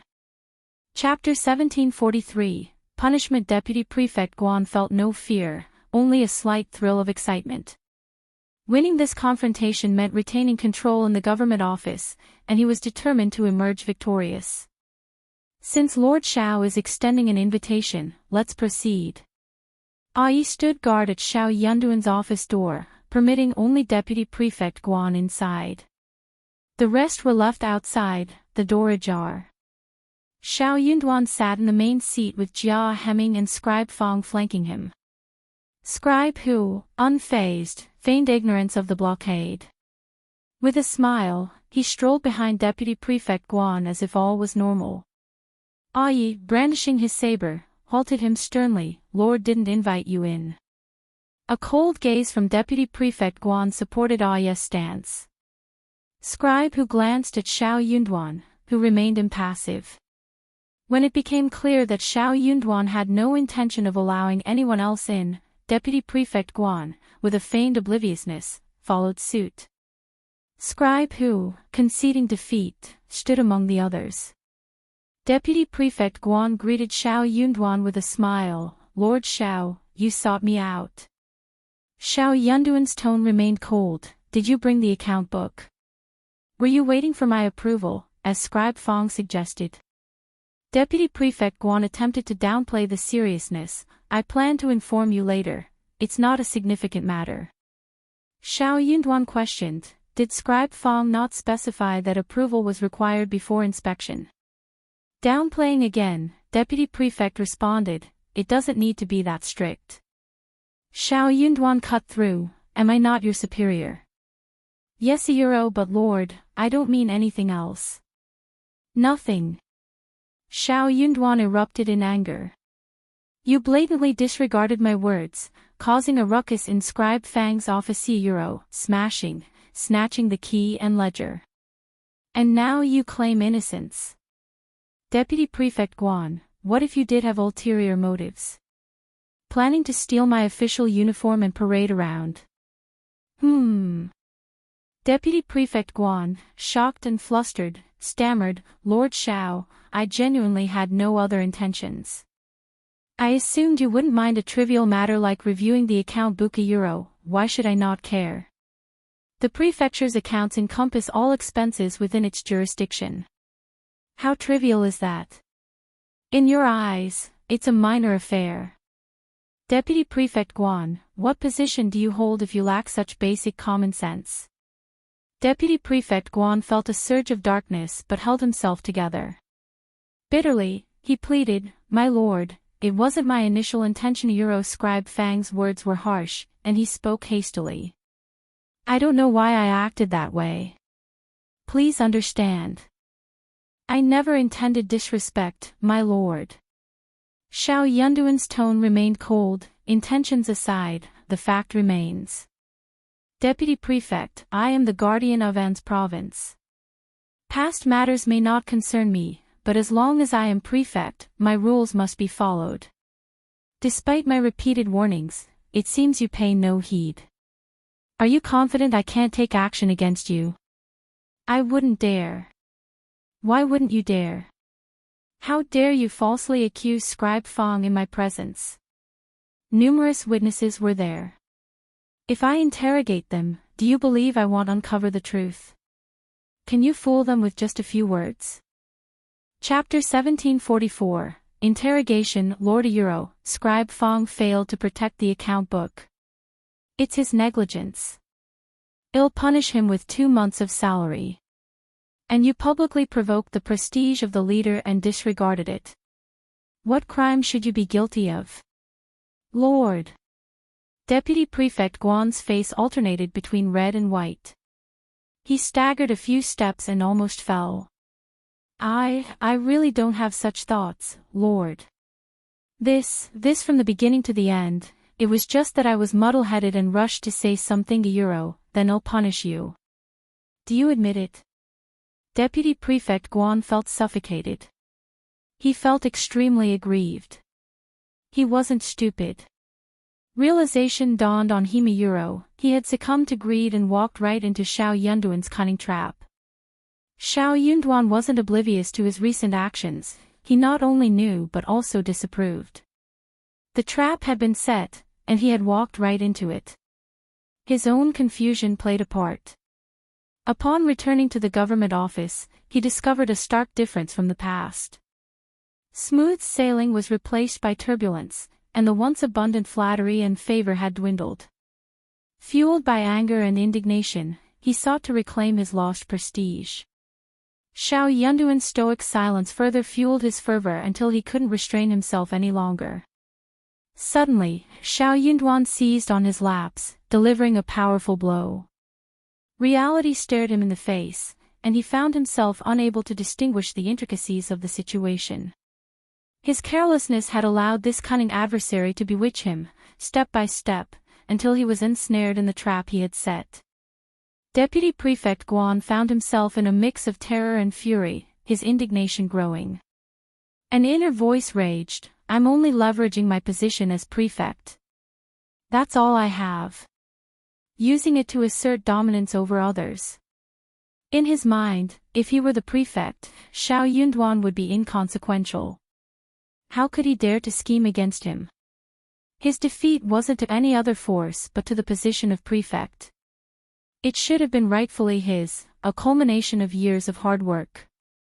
Xiao Yunduan had snatched away the seat that should have been his, intending to degrade him in the process. I'll heed my lord's words, Euro, Xiao Yunduan retorted, you're not heeding me, you're adhering to court rules. Punishment will follow the rules, and any repeat offenses will face harsher consequences. As long as you fulfill your duties and stay loyal to the court, I won't mistreat you. However, misuse of power, deception of superiors and subordinates, baseless deceit, exploiting seniority, or any act betraying the government or me will not go unpunished.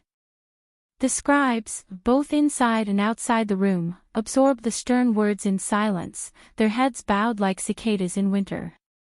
Especially those harboring ulterior motives, they dared not even breathe audibly, fearing Xiao Yunduan might dredge up their past actions. Deputy Prefect Guan faced 6 months of punishment, with crucial responsibilities transferred to someone else. Reporting directly to Xiao Yunduan meant essentially taking over Deputy Prefect Guan's authority. Henceforth, Deputy Prefect Guan wielded no genuine power. This incident served as a stark reminder for the scribes Euro, they were now under the authority of Lord Xiao in the government office. Rules were to be followed, and the past held no weight. Deputy Prefect Guan no longer held the final say. Xiao Yunduan took decisive action, expelling only those directly involved Euro, Scribe Hu, the key snatcher, and Deputy Prefect Guan's enthusiastic lackeys Euro, from the government office. Amidst tearful pleas, Xiao Yunduan remained indifferent, instructing the bailiffs to escort them out. An official notice was promptly displayed, outlining the reasons for their dismissal, aimed at preemptively curbing any potential rumors from circulating beyond the office's confines. Chapter 1745, Zhao Shu is here in reality, they likely lacked the courage to do so. Crossing the prefect lord would undoubtedly lead to unfavorable consequences.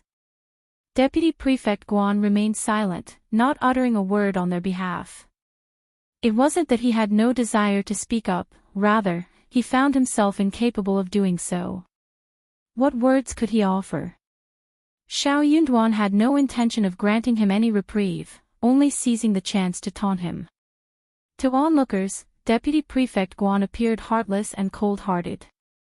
Despite the personal motivations of Scribe Hu and the others, many had earnestly supported Deputy Prefect Guan. Now, facing punishment, he didn't lift a finger in their defense. The scribes who initially sought favor with Deputy Prefect Guan recalibrated their plans upon witnessing this unfolding drama. The spectacle that had spanned several days finally reached its conclusion, promising a newfound quietness.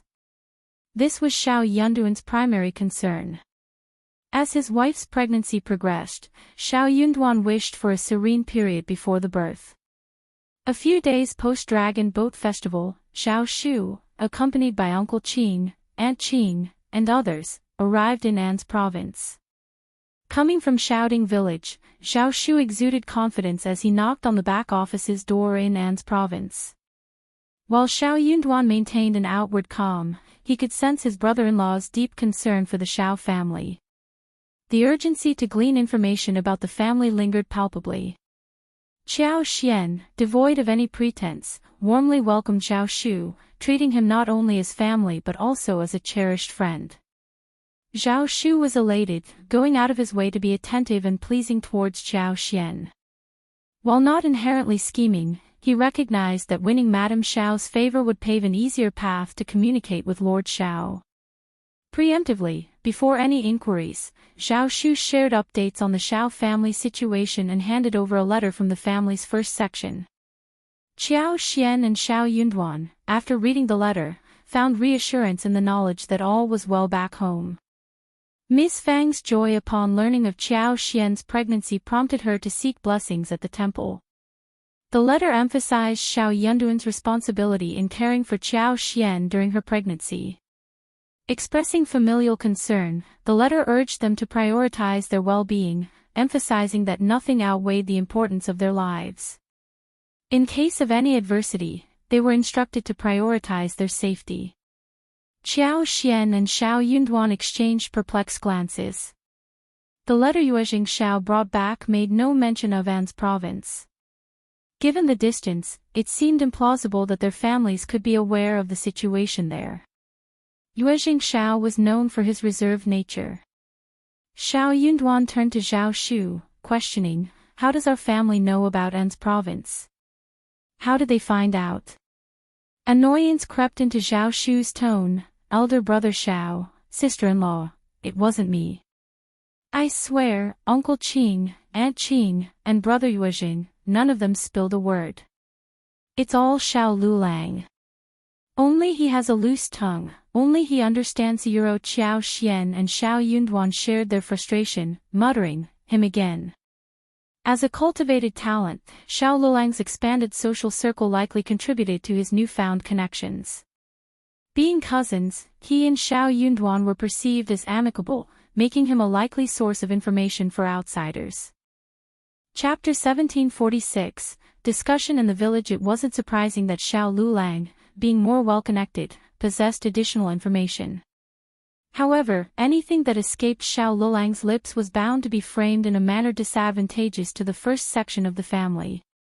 Indeed, that turned out to be the case.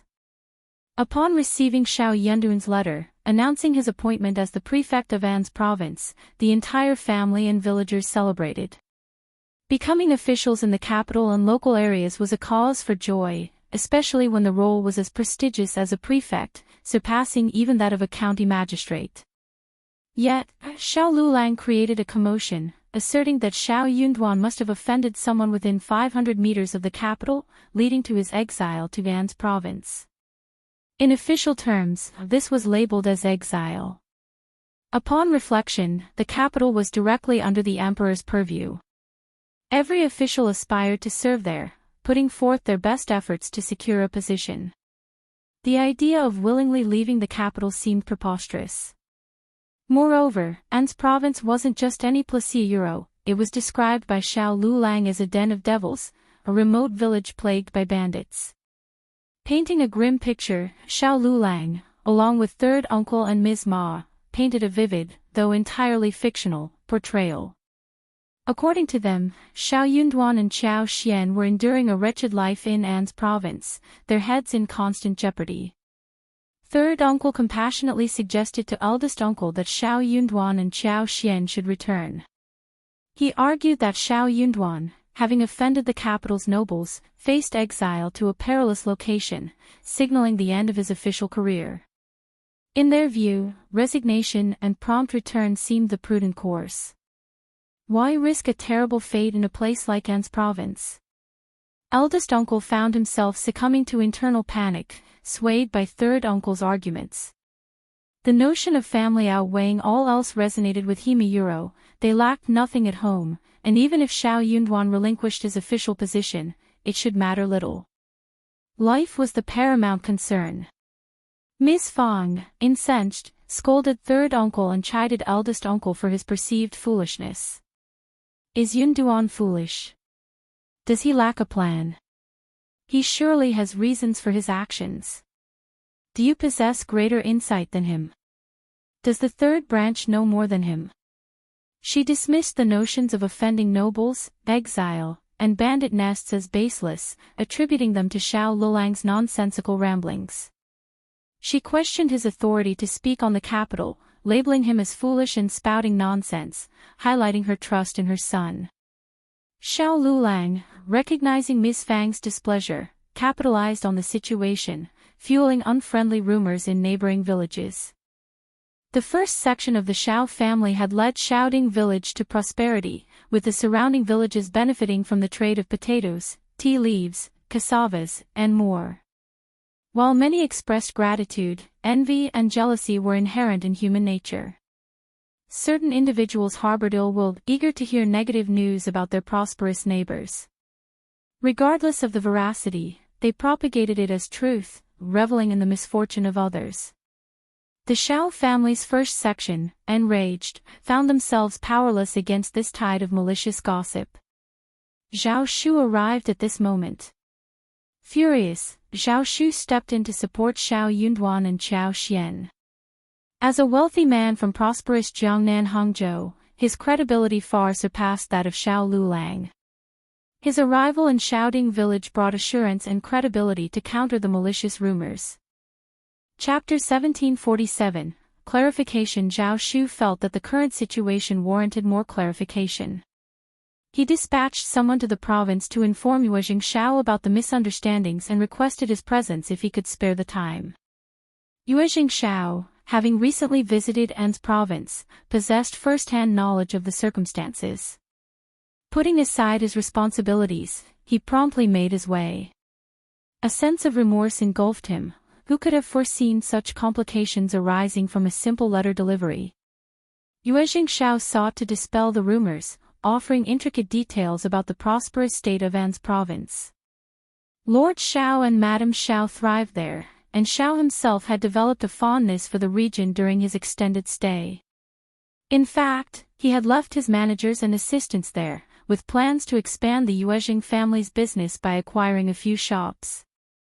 Why would I invest if things were amiss? He countered.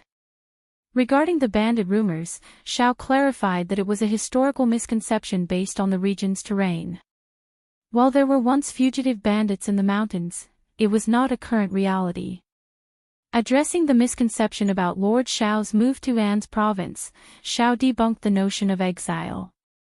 Instead, it was a strategic move to gain valuable experience for future promotions, a common practice in bureaucratic circles. In a stern plea, he urged everyone to refrain from spreading baseless rumors. Lord Xiao's return should not be marred by malicious gossip, and Xiao hinted at potential consequences for those who engaged in such activities. The first section of the family of the Xiao family straightened up. Most people came to a realization and expressed, "I see." Everyone felt assured and started to comfort Miss Fang and the others. The gossip-mongers found themselves gripped by fear, regretting their loose tongues and praying that Xiao Yunduan wouldn't return seeking retribution. Suddenly, these very individuals became the most vocal defenders of Xiao Yunduan, vehemently claiming they were misled by false rumors. Survival laws, or nomological laws, governed their actions. The wealth of the Yuezhing family and the even greater affluence of young Master Zhao provided reassurance. Their proximity to Lord Xiao indicated his well-being to Euro. Why else would they maintain such close ties? In the world of merchants, materialism reigned supreme. Accusations of jealousy were hurled at Xiao Lulang and the third section of the Xiao family. Despite Xiao Lulang's genuine efforts to convey the truth, disbelief persisted. Frustrated, he couldn't resist venting even more scathing remarks. Ms. Fong took matters into her own hands, confronting the third section and accusing them of maligning her family. She warned that implicating Xiao Lulang in any harm that befell Xiao Yunduan would have dire consequences. Proposing a complete severance of blood ties, she suggested going separate ways to avoid future entanglements. A hushed silence descended upon the third section. The thriving state of the first section meant that Xiao Yunduan's potential lack of official status wouldn't greatly impact them. The couple from the second section, now a subject of ridicule, harbored regret, while the third section hesitated to sever ties. Third uncle and Mrs. Ma, confident in their son's promising future, were unwilling to completely disassociate from the first section, even if they believed he outshone Xiao Yunduan. Xiao Lulang found himself in an awkward position, reluctant to take drastic measures. Opting for a more cautious approach, he chose to be labeled a chicken, a coward, a scaredy cat, and deferred the responsibility to his parents. Chapter 1748, Asking Xiao Yunduan. Ms. Fong sneered. If she wasn't willing, then shut up. Another word, and the third section would have no choice but to agree. The third section was furious, but they dared not utter a word. After the incident, Ms. Fong found Xiao Shu more and more pleasing to the eye. Had he not stepped forward to speak, suppressing the third section wouldn't have been as easy. Sooner or later, she would have to find an opportunity to deal with those ingrates from the third section. Tao Tao was also fuming about the matter. She adorned the gold hairpin with large gems that Xiao Xian had given her, flaunting various pieces of jewelry and pocket money to Xiao Xiaoji. Envy prompted Xiao Xiaoji to run back to Ms. Ma, choosing to vent there instead of crying in front of Tao Tao. Ms. Ma was envious too.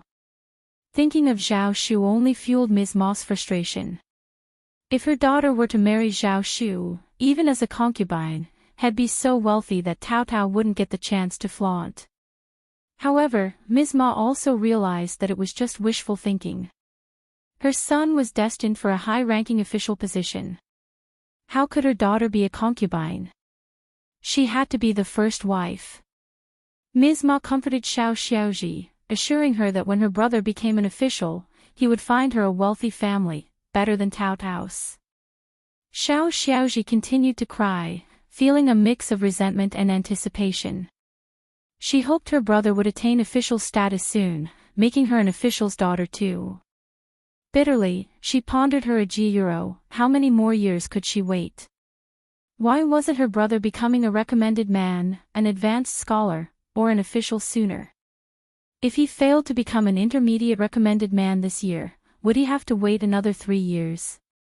How could he endure waiting for another 3 years? Xiao Xiaoji couldn't help but shiver. Ms. Fong was highly content with the marriage proposal from the first section of the Xiao family, but she didn't immediately agree. Instead, she informed Xiao Shu that Xiao Yunduan was in charge of Tao Tao's marriage, so he needed to seek Xiao Yunduan's approval. As long as Xiao Yunduan gave the nod. Xiao Shu promptly conveyed his intention to visit An's province to seek approval. Though Lord Xiao didn't appear to show much interest in him, Xiao Shu sensed a tacit agreement. Otherwise, Lord Xiao wouldn't have ignored him, let alone permitted the visit. With a farewell to Tao Tao and a goodbye to Ms. Fong, Xiao Shu, accompanied by Uncle Qing and Aunt Qing, headed to An's province without hesitation. Upon encountering Xiao Yunduan and Xiao Xian, the content of the letter was evident from their brief conversation. Zhao Shu, unwilling to lie, disclosed the truth when questioned. Cursing inwardly, he hadn't even broached the serious aspects of his life, yet he found himself entangled in this scam. Xiao Yunduan sneered. This sixth cousin is quite the schemer. He enjoyed stoking the flames and exacerbating the situation. Concerns about Zhao Shu's potential official career arose. It seemed he might face trouble ahead. Despite the initial skepticism, Xiao Yunduan reconsidered his opinion of Zhao Shu, appreciating his willingness to support the family. The recent discussion about Xiao Lulang had left a lingering tension, but Zhao Shu had to set aside his intended remarks. He updated Xiao Yunduan and Xiao Xian on family matters, presenting the special gifts they had requested. Gradually, the atmosphere lightened. Chapter 1749. Zhao Shu's proposal. Zhao Shu and his servants took residence in the modest guest room within the eastern courtyard. Xiao Xian, upon learning of his arrival, instructed the kitchen to prepare a few extra dishes and extended an invitation for dinner to Zhao Shu. The family harbored no reservations towards Zhao Shu. As he was destined to be their future son-in-law, there was no need to entertain suspicions. Eager to proceed, Zhao Shu, along with his hosts, shared a meal together. As they sat in the parlor sipping tea, Zhao Shu finally rose, offering a deep bow to Xiao Yunduan and Xiao Xian, and broached the subject of marrying Tao Tao to Xiao Yunduan. The air froze. Xiao Yunduan raised his eyebrows. Xiao Xian looked at him and then at Zhao Shu, and smiled. She didn't say anything. She knew very well what her husband was thinking. This matter had been going on for so long. It was time for an outcome. Otherwise, it would be unfair to Zhao Shu and Tao Tao. It wasn't that her husband held any disdain for Zhao Shu, but he found it difficult to part with his only sister. As Xiao Xian contemplated Xiao Yundu in silence, on the verge of suggesting a need for further consideration, Xiao Yunduan interjected, "Is this how you propose?" Taken aback, Zhao Shu's nerves kicked in immediately. "Huh," he stammered. "I am very sincere, Brother Xiao. I promise to treat Tao Tao well, sparing her any grievances. I'll ensure her happiness every day. If not, Brother Xiao and sister-in-law, you can hold me accountable. I won't have any complaints and I won't take a concubine. Not even a maid. I'll be loyal to Tao Tao. Xiao Yunduan shot him a glance, halting his rambling.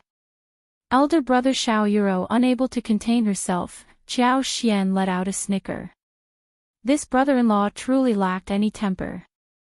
Where could she find such a wealthy and easily manageable brother-in-law? After this instance, such opportunities would be scarce. Xiao Yunduan couldn't endure it any longer. If you want to propose, at least do it properly, right? Xiao Shu remained nervous, his thoughts in disarray. Brother Xiao, whatever you want I'll do it. Xiao Xian, unable to contain herself, burst into laughter.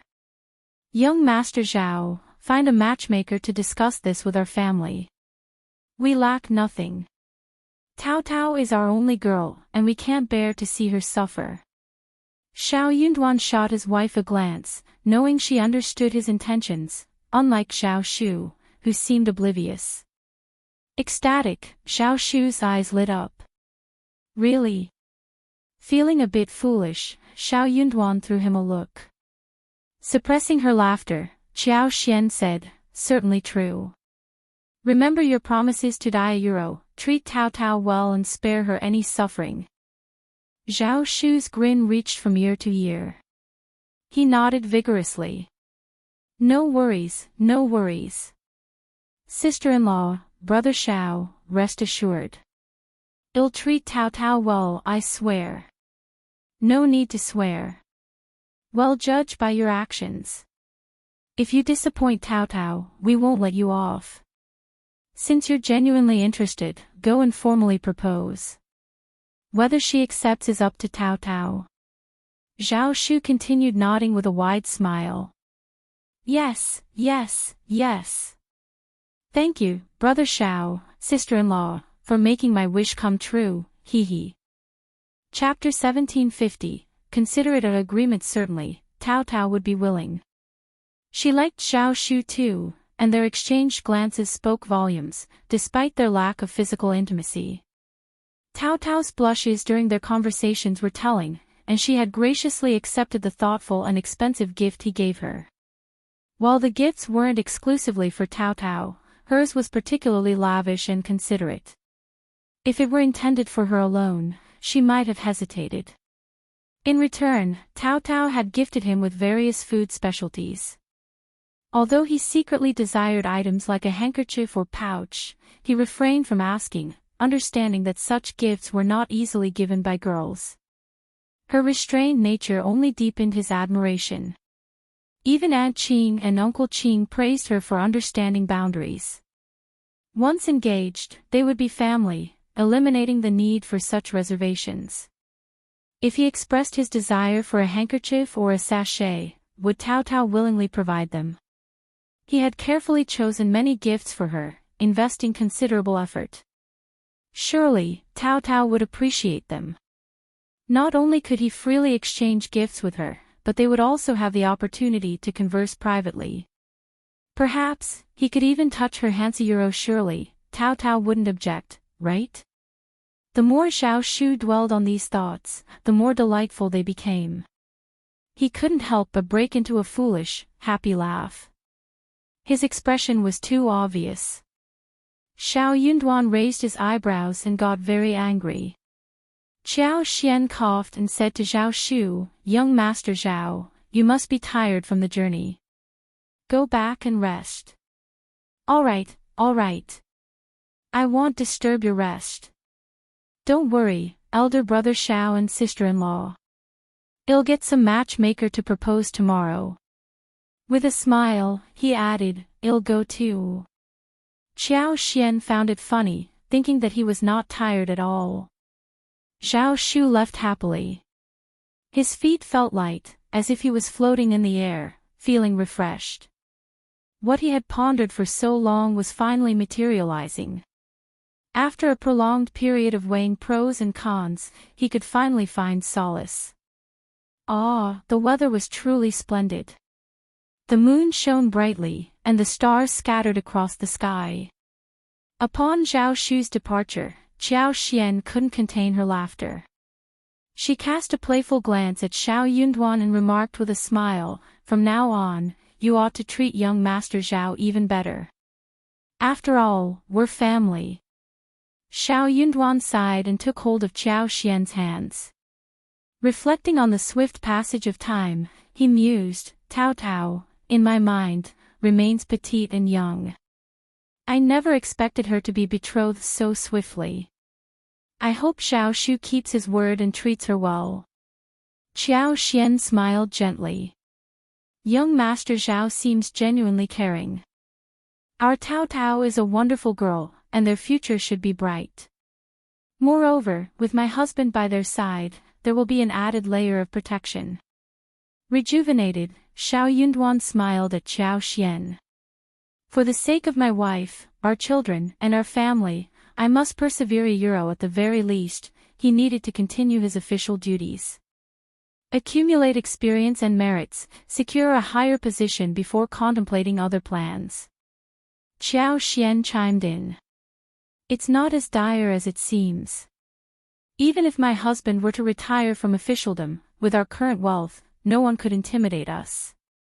No need for him to burden himself excessively.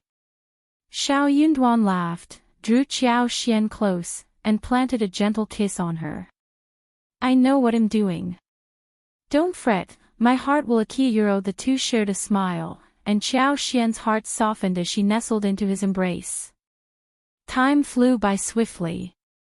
Tao Tao was on the verge of marriage, and they were soon to be parents. Chapter 1751, excited Zhao Shu was overflowing with joy, so much so that he couldn't sleep a wink that entire night. Uncle Qing and Aunt Qing shared in his happiness. Witnessing his excitement, they found themselves torn between laughter and tears. Anxious to make preparations, Zhao Shu needed to return to Yuzhang the following day. While not as prosperous as Jiangnan, Yuzhang, being a provincial city, offered access to goods from both the north and south. The marriage proposal was merely the beginning, the actual purchases would take place in Yuzhang. Afterward, he planned to acquire a spacious house in Yuzhang province. This would not only serve as a convenient residence for him and Tao Tao but also accommodate the betrothal gifts he had prepared in Jiangnan. Anticipating his brother's extended stay in An's province, Zhao Shu considered buying a house there as well. When Xiao Yunduan settled down, Zhao Shu envisioned picking up Tao Tao and her mother to visit and stay for a while. Surely, Tao Tao would be delighted, earning praise from her mother-in-law.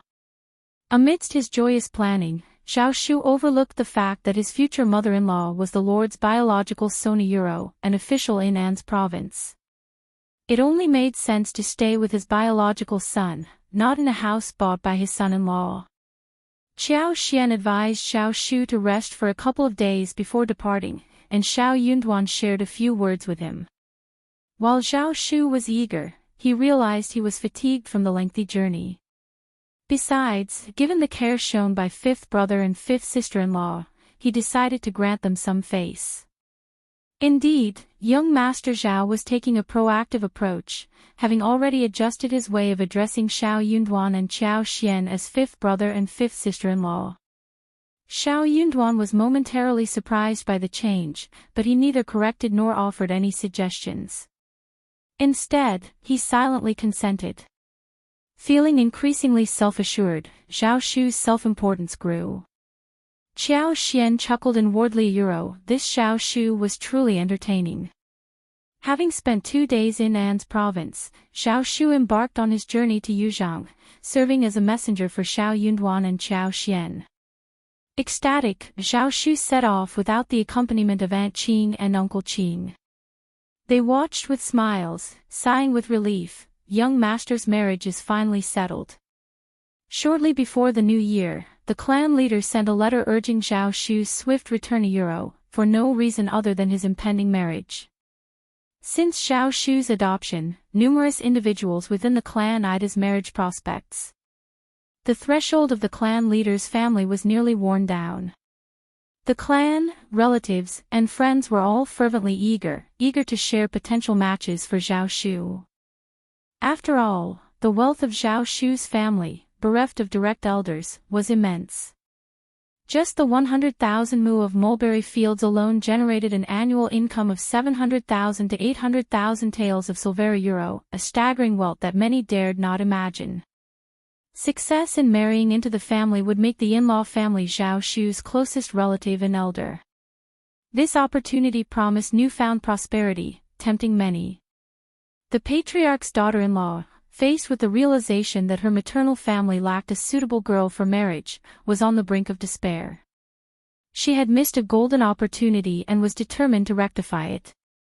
Who wouldn't be enticed by such a favorable arrangement?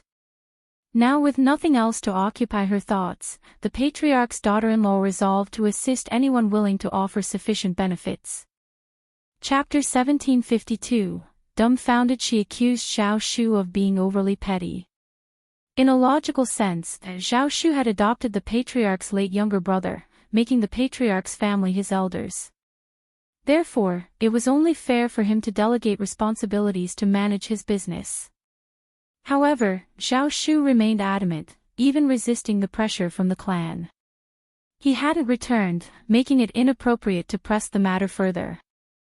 This time, they called him back for 2 reasons, his impending marriage and the desire to intervene in his business affairs.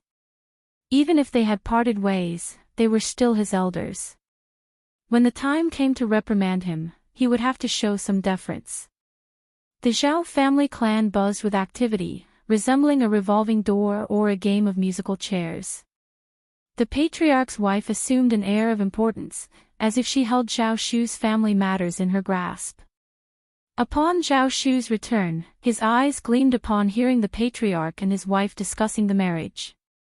Feeling slightly embarrassed, he smiled and admitted, I originally planned to inform you about this upon my return. I've taken a liking to a girl and was about to propose. The patriarch and his wife were taken aback, exchanging astonished glances. This person had actually set his sights on someone outside the clan. Unthinkable. He couldn't possibly do this. Quickly, the patriarch's wife interjected, Shu, you're still young and inexperienced. The world can be treacherous, and with your family's wealth, you need to be especially cautious outside. Who knows if others have their eyes on your assets? Falling prey to those with ill intentions could lead to trouble. The patriarch nodded in agreement. Zhao Shu felt displeased upon hearing this. He swiftly clarified, Auntie, you've misunderstood. The girl I like comes from an exceptional family. Her brother is the newly appointed primus by the emperor this year. He currently holds the position of a fifth-ranked minister counselor in the Ministry of Revenue in the capital and enjoys favor from the emperor and the crown prince. How can such a family not be esteemed? The patriarch's wife froze in surprise. However, the patriarch's expression soured.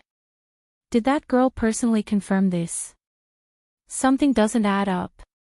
While I may not be well versed in bureaucratic matters, don't all new primuses join the Hanlon Academy initially? It takes several years to progress to the 6 divisions, right? Moreover, attaining the 5th Runka, this is a significant official position. How could one suddenly rise to such a rank? The patriarch's wife chimed in, exactly. It's obvious that this is a fabrication. If you can concoct such a ludicrous lie, what does it say about your character, Auntie? Zhao Shu interrupted her unhappily. You've misunderstood. I spent a considerable time in the capital and happened to become friends with the newly appointed top scorer, Lord Xiao. I only discovered his sister later. How could this be a lie? No one would dare fabricate such a story. Brother Xiao is exceptionally capable and stands out among the primuses. The emperor and the crown prince hold him in high regard, so it's not surprising that he achieved a 5th-rank position at such a young age. If uncle doubts my words, you can verify it by asking around in the capital. Though Zhao Shu felt a twinge of guilt for not disclosing Xiao Yunduan's impending departure from the capital, he wasn't lying to everything he said was true. While working with Zhao Xian to resolve the Zhao family's issues, he refrained from divulging certain details to maintain credibility. Yet, he wouldn't permit anyone to besmirch Tao Tao and the Xiao family. He went so far as to enlist Uncle Qing and Aunt Qing as witnesses to support his claims. Chapter 1753, The Liu family won't do it. Uncle Qing and Aunt Qing exchanged nods in agreement. These two were not just ordinary aides. They were pillars of support left by Madame Zheng for Zhao Shu, and their words held immense weight. The patriarch and his wife found themselves unable to counter their stance. Sharing a meaningful glance, the couple realized they had no choice but to let go of their objections. Zhao Shu's choice in marriage surpassed the standards set by his family. There was no logical reason for him to reconsider. Besides, given the prospective spouse's popularity with the crown prince and the remarkable achievement of being a 5th-grade official at such a young age, Zhao Shu's future seemed boundless. The patriarch dared not risk offending such a significant figure easily. With a few words of blessing, the patriarch dismissed Zhao Shu, leaving him to rest. Once Zhao Shu departed, an unspoken conversation passed between the patriarch and his wife. The patriarch sighed, breaking the silence. Let it be. Regardless, Shu treats us well. His choice will benefit the Zhao family in the long run. His wife sighed in agreement. Though lingering reluctance remained, they had to concede. Zhao Shu's generosity, especially during festive occasions, was undeniable. The New Year's gifts and the 15th of August brocade, with each piece valued at 300 taels of silver, showcased his affluence. The silver alone amounted to a generous sum of 5,000 taels. Comparatively, Xiaomu paled in comparison. The matter seemed settled, but when the patriarch's wife confided in her cousin, Mrs. Liu, about Zhao Shu's choice, Mrs. Liu was taken aback and displeased. Initially confident in the match, Mrs. Liu had assumed Zhao Shu, with no other elders to consider, would naturally heed the suggestions of the patriarch and his wife. She had already envisioned the calculation of Zhao Shu's assets. Mrs. Liu had meticulously planned everything. Once her youngest daughter was engaged to Zhao Shu, she intended to have them married within the next 2 to 3 months. Considering Zhao Shu's age, it was high time for him to settle down. Post-wedding, she envisioned a stint at Zhao Shu's residence to assist her daughter in managing the household. Anyone deemed unruly or disobedient would be promptly dismissed. Her strategic move involved entrusting her son, daughter-in-law, 2 other daughters, and son-in-law with the responsibilities of the Zhao family's business. They were family, and Mrs. Liu insisted on their active involvement, unwilling to let outsiders take charge. Mrs. Liu felt empowered to scheme in such a way because she perceived Zhao Shu as vulnerable, lacking parents or siblings. In due time, she would become his mother-in-law and the closest elder in his Liffey Euro. How could he possibly resist? Mrs. Liu went so far as to inquire about Zhao Shu's assets, piecing together enough information to fuel her excitement. As she shared her plans with her family, excitement rippled through them as well. Despite Mrs. Liu and her husband urging caution and discretion about their newfound wealth, their secrecy didn't last long. Once the news broke, it spread like wildfire. The sons and daughters-in-law of the Liu family, unable to contain their enthusiasm, inadvertently leaked the information. Despite fervent warnings to keep it under wraps, word got out. Rumors echoed throughout the community, with even the youngest child in the neighborhood supposedly aware that the Liu family's youngest daughter was on the verge of marrying the wealthiest man in Yangzhou, Zhao Shu. The Liu family's fortune seemed destined to soar. Just as the Liu family reveled in their imminent prosperity, the wife of the Zhao family's patriarch abruptly instructed them to abandon their plans.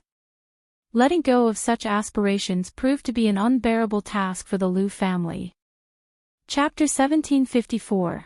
Bewitchment. Mrs. Liu seethed with anger, her chest turning cold, and her vision threatening to black out a euro. She was on the verge of fainting. The audacity of the situation felt like an outright betrayal. Had it not been for her appeal to the patriarch's wife for assistance, Mrs. Liu might have unleashed a torrent of curses. This level of manipulation was beyond acceptable. The Liu family had meticulously prepared for the alliance, and the sudden change was utterly unjustifiable. The patriarch's wife's directive to forget it sounded absurd. How could they simply erase such elaborate plans? The shame would be insurmountable, tarnishing their standing with relatives, friends, and neighbors. Suppressing her fury, Mrs. Liu shifted tactics to sway the patriarch's wife. Her reasoning was sound. Marrying her daughter to Zhao Shu promised far greater benefits for the patriarch's family. Mrs. Liu made a generous promise, emphasizing the potential advantages for both families. She insinuated that when the time came, members of the patriarch's family could actively participate in managing Zhao Shu's assets. It seemed like a win-win situation. Although tempted, the patriarch's wife hesitated. Instead of immediate agreement, she approached Zhao Shu, subtly suggesting that he involve her 2 sons, brothers, and nephews in their plans. Zhao Shu found the suggestion distasteful. Flatly refusing, he clarified that while Uncle Qin could arrange suitable positions for them, adherence to rules was non-negotiable.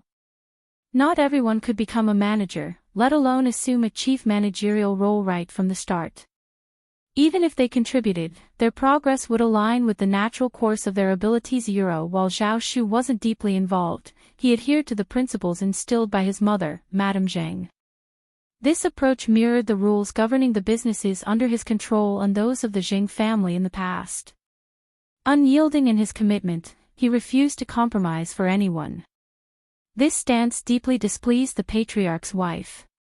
In her view, her 2 sons, being Zhao Shu's cousins, deserved to be chief stewards from the start.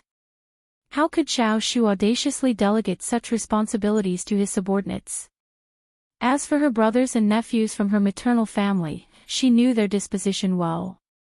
Accustomed to being landowners with over 300 mu of land in the countryside, they were used to the roles of old masters and young masters. The notion of starting from the bottom seemed preposterous to them. They envisioned a life of prosperity and leisure, not hard work. If Xiao Shu had the compassion, a place in his heart for his aunt, he could have let them oversee matters and assigned a deputy to handle the practicalities. Yet, he refused outright. The patriarch's wife, swayed by Mrs. Liu's enticement and fueled by dissatisfaction, sought solace in discussions with Mrs. Liu. Having gathered information from various sources, she knew Xiao Shu's resolve to marry into the Xiao family was unwavering. Fueled by discontent and anger, she began entertaining malicious thoughts. Her first scheme involved orchestrating a chance encounter between Miss Liu and Xiao Shu. A carefully arranged meeting could create an illusion of fate, fostering love at first sight. Assuming Miss Liu presented herself as a delicate beauty, coupled with the orchestrated encounter, there was a chance Xiao Shu might be swayed. In an unexpected turn, Xiao Shu sprinted away at the sight of the seemingly serendipitous meeting, petals falling from the sky like discarded dreams. Chapter 1755. Scheme failed. Miss Liu, being a girl, couldn't shake off her shyness. Despite the awareness that the entire affair reeked of manipulation, she still harbored the romantic notions of a young girl. Unexpectedly, before she could approach Xiao Shu, he likely barely glimpsed her face. He only registered a rose-red embroidered dress before swiftly turning on his heels and running away. Left behind in embarrassment, Miss Liu, who was meant to coincidentally encounter Xiao Shu, returned home in tears. Overwhelmed by sadness and shame, she felt thoroughly humiliated, much to the fury of Mrs. Liu. In reality, Xiao Shu hadn't dwelled much on the incident. He was simply exercising caution. While strolling through the plum trees, he spotted a girl in vibrant attire. Sensing a potential gossip risk, he opted for a hasty retreat to avoid implicating her reputation. A gentleman at heart, he wouldn't indulge in wicked actions. Creating a convincing, coincidental encounter required meticulous planning and timing. Missing an opportunity meant the task would become exponentially more challenging. Being both affluent and socially sought after, Xiao Shu juggled numerous engagements daily, especially with his impending marriage to the prominent Xiao family in the capital. The patriarch's wife aimed to orchestrate another meeting between Xiao Shu and Miss Liu, but time slipped away. With Xiao Shu's imminent departure to the capital after the first lunar month, the patriarch's wife felt a sense of urgency. Though conflicted, Mrs. Liu, resolute and unyielding, persisted in her quest to rectify the situation. While not an original strategy, its success, if achieved, would be an undeniable victory. Xiao Shu would find it impossible to renege on his commitment. Both the Liu family and the patriarch's wife were resolute in ensuring Xiao Shu didn't backtrack on his commitment. The patriarch's wife, although initially hesitant, harbored fears of failure and potential future animosity from Xiao Shu. On the other hand, Mrs. Liu, driven by determination, relentlessly persuaded and urged the wavering patriarch's wife until she succumbed. Opting for a seemingly easier route, the patriarch's wife clandestinely instructed her son to accompany Xiao Shu to gatherings and ensure he consumed enough alcohol to induce inebriation. It was a calculated move, anticipating that something would transpire in such a vulnerable state. Moreover, the blame could conveniently be shifted to Xiao Shu. If her son claimed ignorance due to intoxication, Xiao Shu would find it challenging to defend himself. This would leave him beholden to Miss Liu and susceptible to any requests the Liu family made. Contrary to expectations, Uncle Qing, Aunt Qing, and the others maintained exceptional vigilance, heeding only Xiao Shu's directives. Furthermore, Xiao Shu was cautious about alcohol, never allowing himself to get drunk in unfamiliar settings.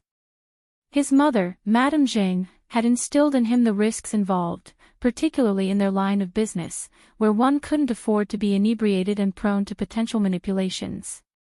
Drinking and socializing were integral to their business interactions, making sobriety imperative to avoid the pitfalls of signing contracts or being deceived while intoxicated. Zhao Shu, therefore, refrained from getting drunk outside, even during gatherings. Uncle Qing and the others were unwavering in their commitment to shielding Zhao Shu, preventing any unwanted approaches.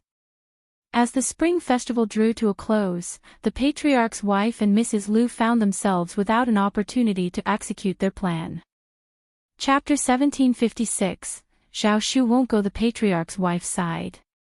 Tired, mentally tired. Why don't we forget about this matter?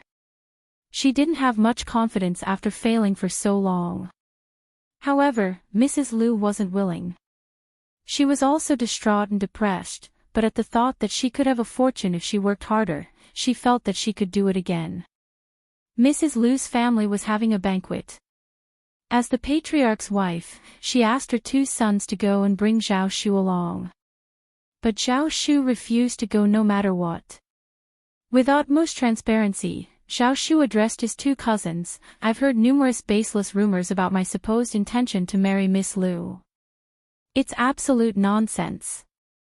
I can't risk attending the Liu family's event. Those rumors might resurface. I wouldn't want to jeopardize Miss Liu's reputation. I'd be terribly embarrassed.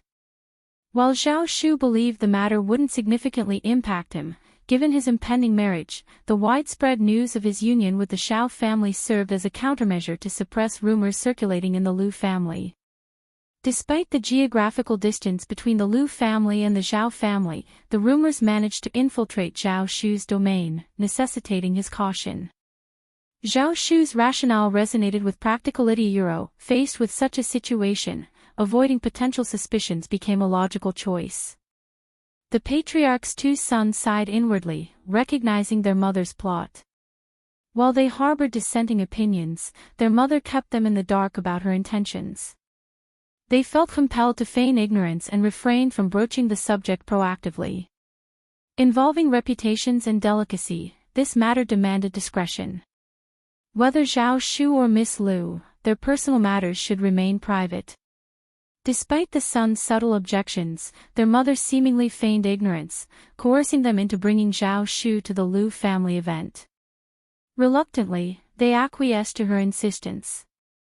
Zhao Shu's eloquent words made them heave a sigh of relief. They had something to say to their mother. The patriarch's wife was a little angry and embarrassed. She called Zhao Shu over to persuade him nicely. She smiled and said something like, "The innocent are innocent," so that Zhao Shu didn't have to care. No one would believe that nonsense. Moreover, the more he hid, the more problematic it was. If he went openly, no one would be able to say anything. Zhao Shu was still unwilling. He had his own reasons. He, Zhao Shu, had nothing to do with the Liu family, and their family had nothing to do with the Liu family. Why should he go? He wanted to ride on his cousin's coattails. Wasn't this obvious that outsiders would think that there was a problem? The patriarch's wife couldn't say anything, but she couldn't show her intentions too clearly. She was helpless. Unexpectedly, Mrs. Liu was unwilling to give up. She sent her son over and asked them to bring Zhao Shu home no matter what. Uncle Qing and Aunt Qing could not take it anymore. The two young masters of the Liu family did not even get to see Zhao Shu. Perhaps Zhao Shu was still in a daze and did not know anything, but he could not hide any clues from Uncle Qing and Aunt Qing. The two of them vented their frustrations silently, muttering shameless, under their breaths. The audacity of the failed scheme irked them, yet the Liu family dared to brazenly intrude on their territory in an attempt to reclaim Zhao Shu. How audacious! Did they truly believe their young master would succumb to bullying without anyone to defend him? The term calculate crossed their minds, reflecting the underhanded nature of the Liu family's actions. Simultaneously, they couldn't help but feel gratitude for their young master's fortunate association with Lord Xiao and Madame Xiao. The prospect of him marrying Miss Xiao Taotao brought a sense of relief and hope for a brighter future. Chapter 1757, Sisters falling out otherwise. If the patriarch and the patriarch's wife were to arrange a marriage for their young master, he would likely not reject them. The mere thought sent shivers down their spines, contemplating the potential consequences. Shocked, they found solace in the belief that it was a heavenly blessing from Madame, ensuring their young master's good fortune. Gratitude washed over them, recognizing his stroke of luck. Unable to engage in gossip, Uncle Qing and Aunt Qing refrained from divulging any information. Nevertheless, their concern for Zhao Shu led them to suggest a timely departure to the capital, offering assistance to Lord Xiao and Madame Xiao if needed. Zhao Shu readily agreed, deciding to bid farewell to the patriarch after the 15th day of the first lunar month. Departing for the young masters of prominent families involved a meticulous process. They packed their belongings, bid farewell to their elders, and could only truly set out after the 20th of the first lunar month. Lengthy farewells with relatives and friends extended the departure timeline, spanning at least 10 days to half a month. Once the matter was settled, they could leave within a few days, bringing relief to Uncle Qing and Aunt Qing. Unexpectedly, the Liu family faced a setback. With Zhao Shu's family matters resolved, the Liu family's previous boasts turned into a source of mockery. Countless people derided them behind closed doors, though none were foolish enough to explicitly convey the ridicule to the Liu family. However, an exception emerged. During a banquet hosted by the Liu family, Miss Liu and sister-in-law entertained a group of young misses and madams. Among them were those who harbored ill feelings towards Miss Liu. Coincidentally, there was a quarrel. The other party was angry and spoke too quickly, so they used this matter to mock Miss Liu. Due to this ordeal, Miss Liu found herself overwhelmed with shame and resentment. She even harbored bitterness towards her mother, feeling that the matter had not been truly resolved but had instead spread far and wide. Unable to face the embarrassment, she was on the verge of hiding from everyone. To her dismay, the mockery didn't end. In front of a gathered crowd, people openly taunted her, and snickers echoed from the onlookers. Blushing with embarrassment, Miss Liu covered her face and fled, tears streaming down her cheeks. The two daughters-in-law of the Liu family shared in the embarrassment, and witnessing Miss Liu's distress made others uncomfortable. Swiftly changing the topic, they attempted to divert attention away from the awkward situation. While the incident was promptly suppressed at the banquet, whispers lingered as some couldn't resist discussing it in hushed tones afterwards. After the banquet, news of the embarrassing incident spread throughout the Liu family, leaving everyone disgruntled. To everyone's shock, Miss Liu, overwhelmed by embarrassment, attempted to hang herself. Fortunately, her vigilant maidservant intervened in time, saving her from harm. Mrs. Liu, deeply distressed, held her daughter close, tears streaming down both their faces. Overwhelmed with grief and anger, Mrs. Liu directed her frustration towards the patriarch's wife and sought answers from the Zhao family. In her pursuit of justice, she decided to expose the matter.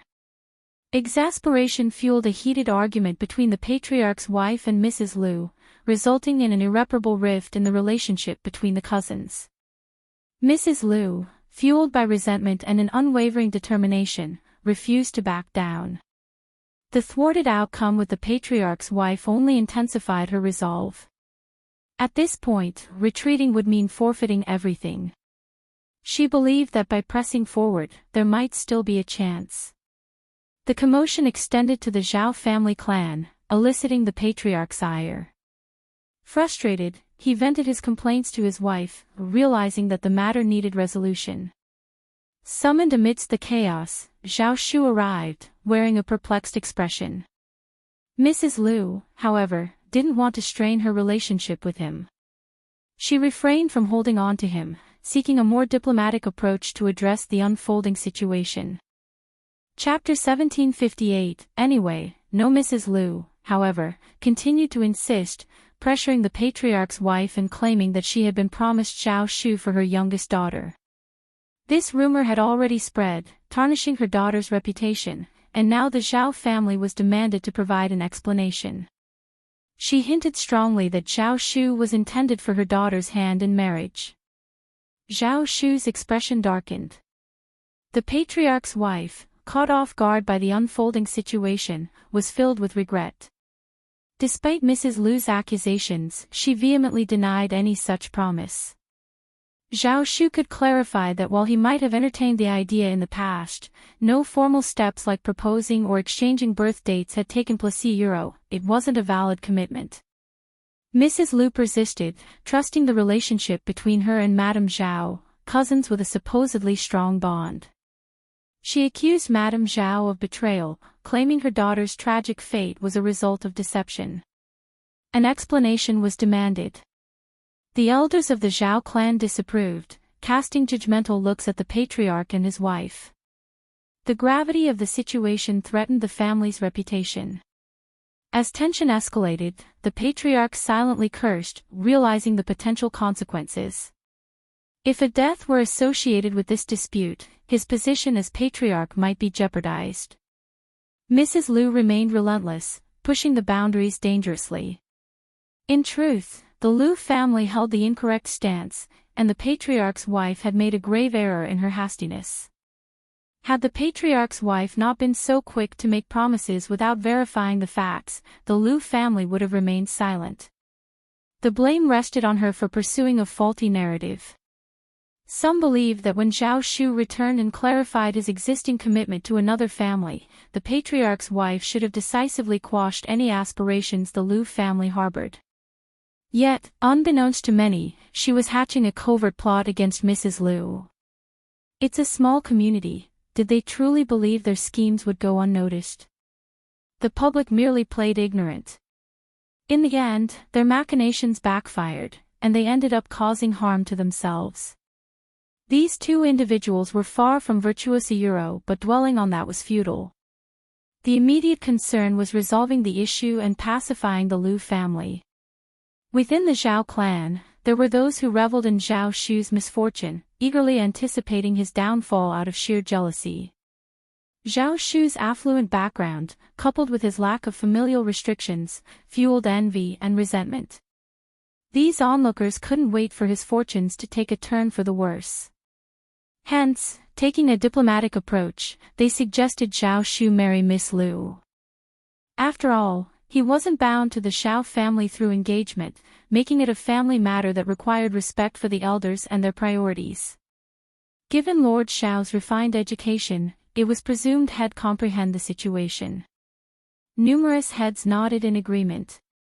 Considering the Zhao family's distance from the capital, they wouldn't be adversely affected. The Lu family, however, was in a different predicament. Should any harm befall Miss Lu due to this dispute, the Zhao family's reputation would suffer, impacting them all. The patriarch and his wife gazed at Zhao Shu, hopeful.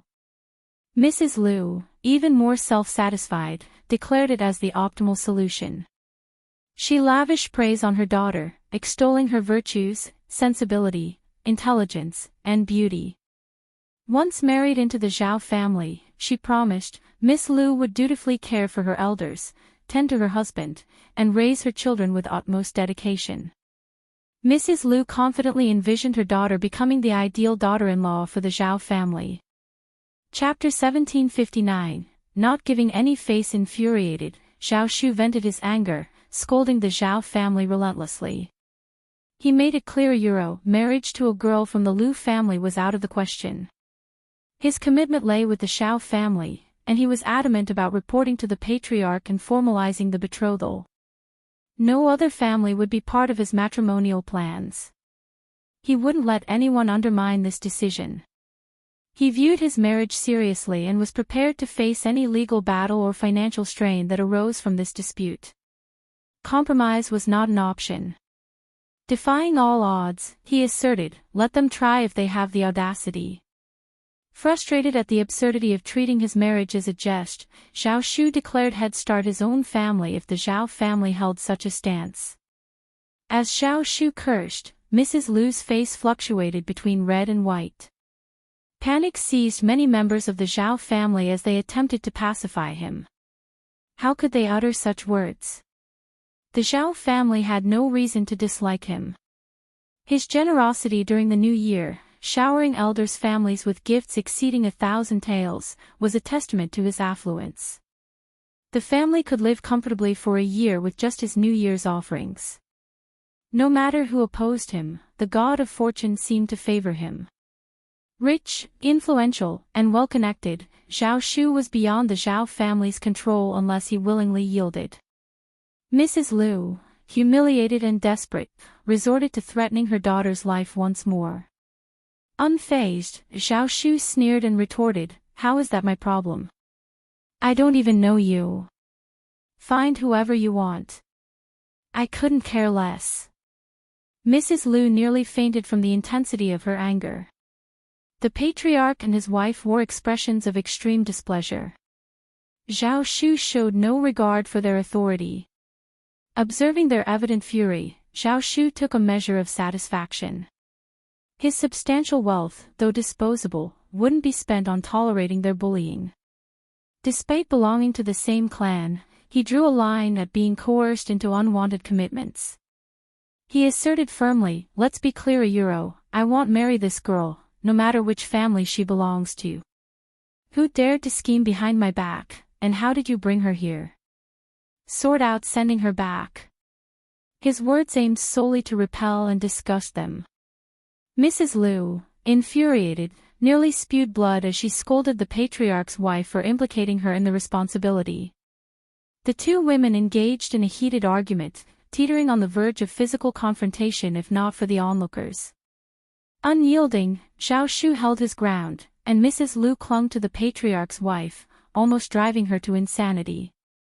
Ultimately, the patriarch's wife offered a substantial monetary compensation to the Liu family, taking full blame and framing it as a misunderstanding that tarnished Miss Liu's reputation. The Liu family reluctantly relented. Despite his dissatisfaction, Zhao Shu's defiance left the Zhao family with limited options. What else could they do? Refusing marriage, Zhao Shu remained beyond the Zhao family's control. As for the Liu family and the patriarch's family, their interactions were virtually non-existent. Annoyed by the clan's interference, Zhao Shu reported to the elders and departed within a few days. His business in the south faced delays, and upon reaching the capital, he discovered that Xiao Yunduan and Qiao Xian had already left for An's province, leaving Zhao Shu somewhat regretful. Nonetheless, since he was already in the capital, he decided to inspect their properties on behalf of Xiao Yunduan and Qiao Xian. Chapter 1760, Preparing to propose marriage. And so, Zhao Shu made his way to the manor in Cloudwater Town, engaging in a conversation with the manager. He provided instructions on various matters, assisted in resolving a minor issue, and gathered some information in the capital before departing. Originally bound for An's province, halfway there, he found himself reconsidering. A stronger desire drew him towards Yuzhang. Changing course, Zhao Shu headed straight to the first section of the Xiao family in Xiaoding village. After spending some time in Xiaoding village, he proceeded to An's province to formalize the marriage proposal. Securing a promise from Xiao Yunduan, he happily returned to Xiaoding village. As for the events in the Zhao clan's hometown, Zhao Shu kept them tightly concealed, deeming it unnecessary to disclose. He had assured the Xiao family, so why complicate matters? Perfectly resolving the situation, Zhao Shu arrived in Yuzhang province and visited Yuezhengshao.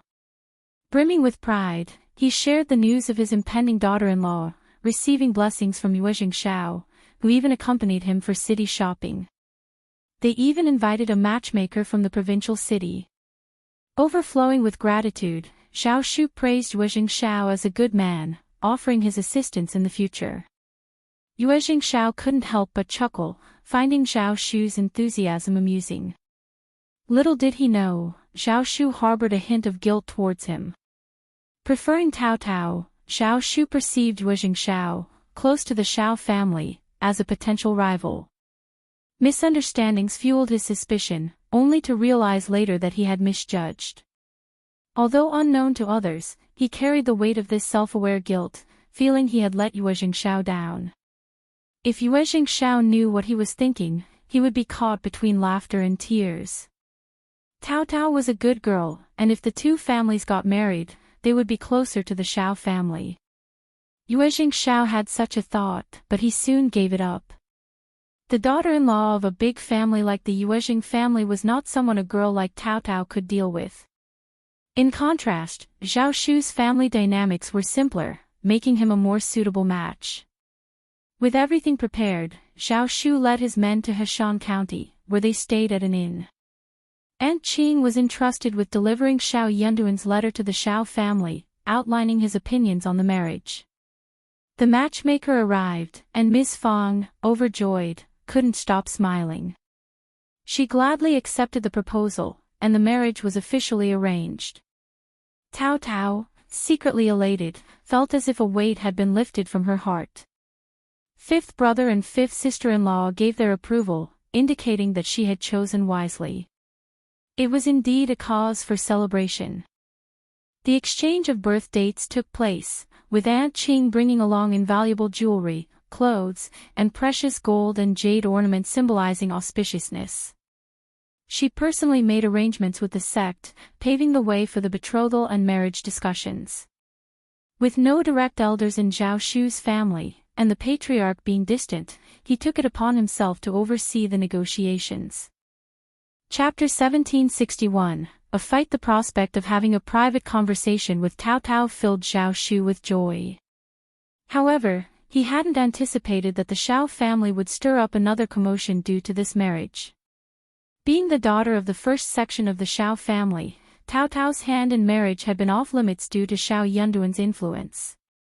Although some hopefuls had initially tried, Ms. Fang promptly rejected their advances, causing them to abandon their aspirations. People had witnessed Shao Yunduan's capabilities, dissuading anyone from attempting anything unconventional. The first section of the Shao family wasn't easily fooled. Curiosity buzzed in the air as everyone wondered about the family Tao Tao would be betrothed to. When a matchmaker finally entered the first section of the Shao family and left with joy, shouting village erupted in excitement. Tao Tao's impending marriage became the talk of the village. Speculations ran wild about which fortunate young master would be marrying Mr. Prima's sister.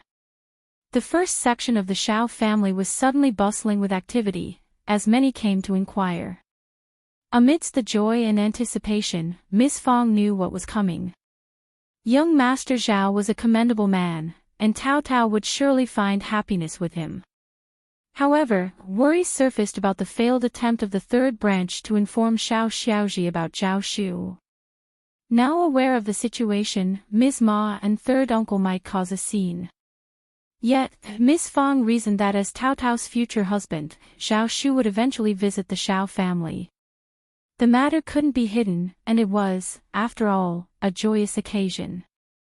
There was no need to keep it a secret, and whenever someone inquired, the first section of the Shao family shared the news openly.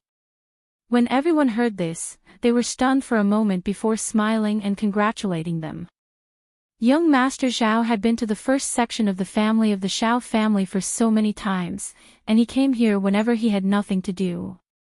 He had thought that it was strange, but it turned out that he was here for Tao Tao. That made sense. As for Ms. Ma and third uncle who were interested in Zhao Shu, they did not mention it in front of the first section of the family of the Shao family. They were not stupid enough to bring it up in front of them. What good would it do them if they caused trouble for the first section of the family? Even those who were envious did not dare to say anything. They were afraid that they would be scolded if they said it. But Ms. Ma and third uncle were different. When they found out about this, their first reaction was disbelief. Impossible. After confirming that it was true, Ms. Ma slapped her thighs and shouted at third uncle angrily. Listen to this. What is happening? What is happening? The first section of the family is bullying us. I'm telling you, this isn't over. Shao Xiaoji was also stunned. She covered her face and ran back to her room in tears. Ms. Ma's fury was so intense that she neglected to console her saddened daughter. Instead, she hastened to the first section of the Shao family with third uncle. Anticipating a clash, many villagers had their eyes on the unfolding drama. Observing the couple's rapid approach, a curious crowd trailed behind, eager to witness the spectacle. Upon reaching the first section, Ms. Ma and third uncle unleashed their anger, demanding answers. In the midst of a joyful occasion, their intrusion created tension. It seemed as if these two were determined to sour the celebration, portraying the first section of the Shao family as the ones at fault. Annoyed by their baseless accusations, Ms. Fong responded with a cold and dismissive tone. Chapter 1762. The truth. Ms. Ma's eyes blazed with anger, and through gritted teeth, she lashed out, "Sister-in-law, you are shameless. You married off Tao Tao, and now you do this to Xiaoji. What has she done to deserve her uncle and aunt scheming against her?" Third uncle, equally furious, interjected, "Elder brother, what are you saying? You claim to care about your brother and treat us well, and yet you treat us like this? Explain yourself, or this won't end." Eldest uncle sighed, his face turning red. "I knew this marriage wouldn't happen, but you insisted on it. I knew it." These words only fueled the anger and sense of injustice for third uncle and Mrs. Ma. They demanded an explanation from the first section of the Shao family, escalating the confrontation. Ms. Fong couldn't tolerate it any longer. "Enough. Silence. Your elder brother might tolerate your nonsense, but I won't. Reflect on whether you even deserve an explanation. What do you think you're doing? Instead of questioning us, question your own worthiness." "You." Third uncle seethed. "Master Zhao initiated the proposal through a matchmaker. I have every reason to accept such a good marriage. What's wrong with that? What do you mean by snatching? This was Master Zhao's decision. He willingly chose to marry into our family. Is that not his prerogative? Are you implying they should remain unmarried unless it's to your family's liking? Your arrogance knows no bounds." Ms. Ma exploded, "We were the ones who noticed Master Zhao first." Ms. Fong retorted, "That's even more absurd. Marriage involves two families, not just your whims. If both families agree, it's called a marriage. Should they only accept your family's decisions and be forbidden from marrying anyone else? Your arrogance is unbelievable." The villagers exchanged glances and couldn't help but snicker. After all, marriage was a mutual decision between two families. If the man didn't fancy their daughter, who could they blame? "But we are brothers." Third uncle erupted in anger. "We informed Xiaoji about Master Zhao first and even asked you to mediate. Instead of helping, you chose to marry Master Zhao. Are we still considered brothers to you? Is there no limit to your audacity?" Ms. Fong grew equally irritated. "Third brother, are you forcing me to disclose everything?" Unfazed, third uncle and Mrs. Ma aggressively retorted, "Go ahead. What are you afraid to say? Your excuses won't hold." Ms. Fong responded firmly, stating the facts. "Your family isn't the only one interested in Master Zhao, there are others too. But did you ever consider that just because you like him doesn't mean he reciprocates? He hails from a wealthy southern family, possesses charm, and has a good personality. He has his pick of any girl. Other families may fantasize, but you directly approached him. Why is it surprising if he rejects you? Had our Yunduan not become an official, even if Master Zhao fancied Tao Tao, I wouldn't have consented to this marriage. It's better to be grounded and self-aware. Third brother, don't take offense at my blunt words. You initiated trouble, and I had to make things clear for you to understand. That's the reality. Do as you please. If you insist, I won't argue further." Chapter 1763. Exactly, no matter what, our family hasn't wronged you. We maintain a clear conscience. The villagers couldn't help but nod and murmur in agreement. Indeed. Young Master Zhao's lineage and demeanor are unparalleled. Being in the first tier of the family sets him apart. Absolutely. I'd wish for young Master Zhao to be my son-in-law too. A dream-worthy match, alas, beyond my grasp. Ha! Precisely, who wouldn't desire such a son-in-law? Sister-in-law Fong has no grounds to refuse such a distinguished family just because the third branch has set their sights on them. What a waste. Quite so, I wouldn't refuse either. It's Ms. Ma and her husband who are overreaching. Third uncle and Ms. Ma were so incensed by Ms. Fang's words that they grew even more agitated. Ms. Ma nearly lunged at Ms. Fong, only to be restrained by the family servants. Ms. Ma exclaimed loudly, "What's so impressive about your son being a minor official? He can't even hold his ground in the capital, banished by the aristocrats to remote villages. That's his lot in life. He has no future, no prospects. My Lulang will rise to high office. Just wait and see, this isn't over." Enraged, Ms. Fong slapped Ms. Ma across the face. Ms. Ma retaliated, but was held back by the family servants. Third uncle wanted to intervene, but the stern gazes of Xiao Sanlang and the others froze him in fear. Instead, he directed his anger towards eldest uncle, cursing under his breath. Ignoring him, Ms. Fong pointed at Ms. Ma. "You dare curse my Yunduan? I'll shut that mouth of yours. What do you know of politics? Let me warn you again, watch your tongue, or you'll find trouble knocking at your door. And by then, the whole family will rue the day. Young Master Zhao is here proposing marriage, proof that my Yunduan is flourishing. You belittle my Yunduan. Ha, why not acknowledge how much prestige your family has gained from this? Lulang roams freely under the guise of being Yunduan's blood cousin. He ingratiates himself with this person and that, as if our family remains oblivious. All for our family's benefit. I'm not as accommodating as you when it comes to being taken advantage of, yet now you slander and disdain me. Since you hold me in such contempt, why not just end our association? Dare the two of you agree to that?" Ms. Ma and third uncle glared fiercely, still seething with anger, yet refrained from further comments. Could they really sever ties? The cautionary tale of the second branch loomed before them. They resisted, unwilling to relent. Though they harbored a belief in Xiao Yunduan's resilience, they remained adamant in their stance. Ms. Fong ordered someone to release Ms. Ma, her tone laced with scorn. "Let me be unequivocal, Tao Tao and young Master Zhao are destined to wed. Keep your tongues in check. Should anyone dare besmirch Tao Tao or our family over alleged coercion in this cousin's betrothal, they'll face my wrath." Ms. Ma and third uncle simmered with rage, but dared not retort. Ms. Fang's voice turned frigid. "If there's nothing further, depart."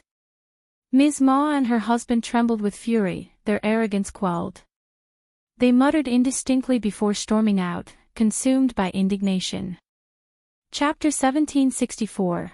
Tao Tao bullies. When they left, the villagers who were watching the show said some consoling words to Miss Fong and left as well. Ms. Niu and her husband were among the crowd as well. At first, they were so excited that they wanted to cheer and clap, hoping that they would start a fight. But Ms. Ma and her husband stopped after a while, and the two of them were not very excited at all. Ms. Fong is still so domineering. She has a son who's an official. How can she not be domineering? Otherwise, not many people would be eager to have an official in their family. Hearing this, Ms. Niu got discouraged again. She made up her mind to have her eldest grandson read the books and become an official in the future so that she could be domineering too. Their eldest grandson, Xiao Xianwen, had attended the village school the previous year, yet he harbored a strong aversion to education. Refusing to rouse early, he frequently arrived late, suffered headaches during writing and memorization tasks, and took frequent absences, resulting in a disarrayed academic record. Despite the familial discord between the first and second branches, their blood ties remained intact. Ms. Nyo's obstinacy made it challenging for teachers to discipline her grandson, compounded by his academic struggles, leading to leniency from the instructor. In stark contrast, Xiao Zhenyan excelled academically, demonstrating proficiency in writing and recitation of classical texts like the Analects of Confucius and Mencius. The teacher even planned to introduce him to the spring and autumn period later in the year. With the family's newfound affluence and Ms. Nyo's adoration for her grandson, Xiao Daolong endeavored to support her. However, Ms. Nyo harbored suspicions toward Mei Qing, her stepmother, accusing her of orchestrating the discord. Consequently, Xiao Daolong defended Mei Qing, much to Ms. Nyo's dismay. In moments of frustration, Ms. Nyo would burst into tears, admonishing Mei Qing for alleged cruelty toward her eldest grandson and reproaching Xiao Daolong for allegedly prioritizing his daughter-in-law's interests over his son's well-being. In short, they were in a tizzy and no one could rest in peace. Mei Qing didn't dare to argue with her and cried in front of Xiao Daolong. Xiao Daolong felt sorry and guilty. In a fit of anger, he simply ignored his son and let his parents take care of him. Ms. Nyo hoped so. But what did she know? She had taught him a lesson, and Xiao Xianwen became more and more useless. Thus, the second section of the family was in a tizzy and wild shrieks and howls for a period of time. In the end, it returned to Comnesiuro. Ms. Ma and third uncle returned home dejectedly, full of anger. As soon as they entered the courtyard, they saw Xiao Xiaoji, who had run back into the house to cry, come out. Her eyes and nose were red. When she heard them return, she looked up at them with tears in her eyes. My daughter. Ms. Ma felt sorry for Xiao Xiaoji and started to cry too. Witnessing the scene, Xiao Xiaoji recognized the bleakness of their situation. Tears streamed down her cheeks once more as she and her mother clung to each other, their cries filled with despair. I can't bear Theseyuro Wawowayuro Tao Tao is such a bully. I confessed my feelings for young Master Zhao, but Sheyuro she said no Thingayuro if she also likes him, why not speak up? Do you think I have a chance against her? She kept silent but schemed behind my back. She's just too Muchiyuro unaware of Xiao Ziota's inner turmoil. Miss Fang's resolve wavered. Tao Tao is truly ruthless. Our family won't be pushed around, it'll confront them. Stop. Third uncle's voice dripped with scorn. What do you intend to do? Miss Fang is formidable, attempting to reason with her is futile. With the multitude of servants in the first branch, you're courting trouble. Chapter 1765. Disappointed Ms. Ma felt a burning pain from the slap on her face, and she gritted her teeth. Are we just going to let this matter go? Third uncle said nothing. Of course, he was also unwilling. According to him, young Master Zhao was initially interested in Tao Tao, his daughter, who was also Xiao Yunduan's daughter. So why couldn't he also be interested in Xiaoji if he was interested in Tao Tao? Wasn't it the same? It seemed likely that interference from the first branch of the family was at play. No wonder they had been unwilling to lend assistance to their family back then. It turned out they had their eyes on young Master Zhao too. They even claimed they wouldn't vie for him. Yet they swooped in without even extending a greeting. When Lulang attains an official position in the Futuria Euro, Dad. Xiao Xiaoji interjected tearfully. How much longer must we wait? Can I even afford to wait? Don't speak out of turn. Both third uncle and Ms. Ma reprimanded her simultaneously. Your sixth brother is poised to reach the intermediate level this year. Indeed, he's on track to become an advanced scholar next year. Perhaps even a primus. That's the truth. Our Lulang outshines Wulong by far. Initially, the notion of achieving the primus status was beyond their imagination. It seemed like a distant dream, too far-fetched to contemplate. What exactly was the primus? It was an honor bestowed only once every 3 years, amidst a vast empire teeming with scholars. The primus was hailed as the epitome of scholarly excellence. How could an ordinary person even dare to dream of such lofty aspirations? But ever since Xiao Yunduan ascended to the position of primus, they began to perceive the title as less exceptional, allowing themselves to entertain the notion. If someone like Xiao Yunduan could achieve intermediate primus status, then surely their son could too. After all, their son had always outshone Xiao Yunduan by leaps and bounds.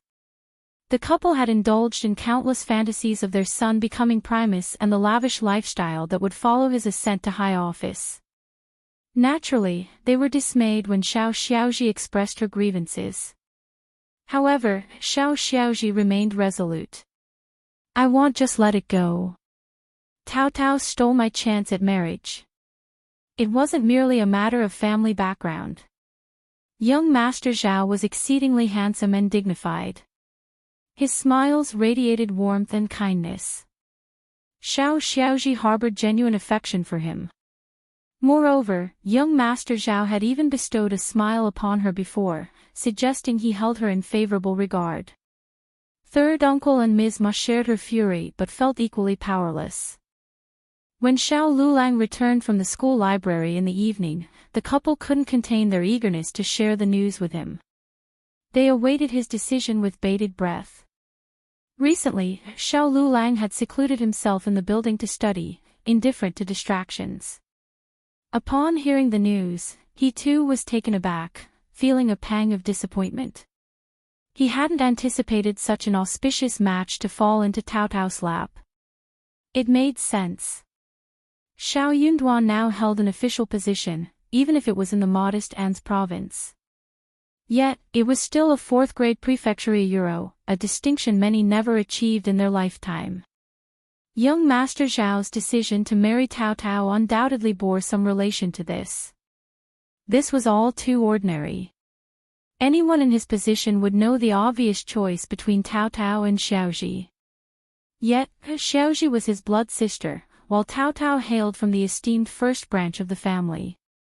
Naturally, he couldn't help but feel discontented. A sense of despondency crept over him. Why wasn't he the one bestowed with the title of primus, remaining in the capital? If it were him, he was confident he could have surpassed Xiao Yunduan. Setting aside all else, he would have certainly avoided offending a noble and being exiled from the capital. Instead, he would have diligently climbed the ranks, step by step, within the capital. If young Master Zhao had to make a choice, he surely wouldn't have chosen Tao Tao. Why couldn't it have been him? Chapter 1766, Stupid Without Knowing, I seem to remember. Didn't young Master Zhao say that the clan arranged a marriage for him? Ms. Ma and the other two got startled. Oh, that's right. How could I have forgotten about this? That's right, I remember it clearly. Young Master Zhao said that. Ms. Ma burst into laughter, relishing in her gloating.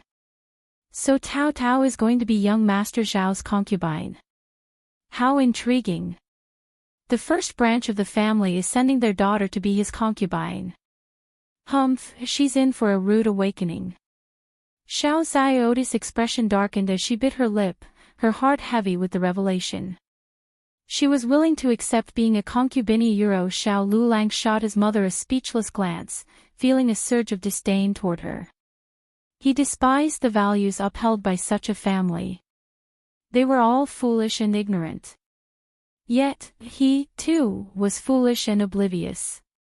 But what choice did he have? They were his parents. He could never rid himself of them. Hence, he couldn't help but feel a pang of envy toward Xiao Yunduan. He even envied Xiao Yunduan for having such a formidable mother. Though his own father was unreliable, he lacked the courage to cause trouble, unlike his parents. Previously, he hadn't paid much heed to it, but as his perspective widened, he began to recognize their folly. It's premature to jump to conclusions. Who knows what the truth is? If you're curious, go inquire at the first branch of the family. Don't spread baseless rumors.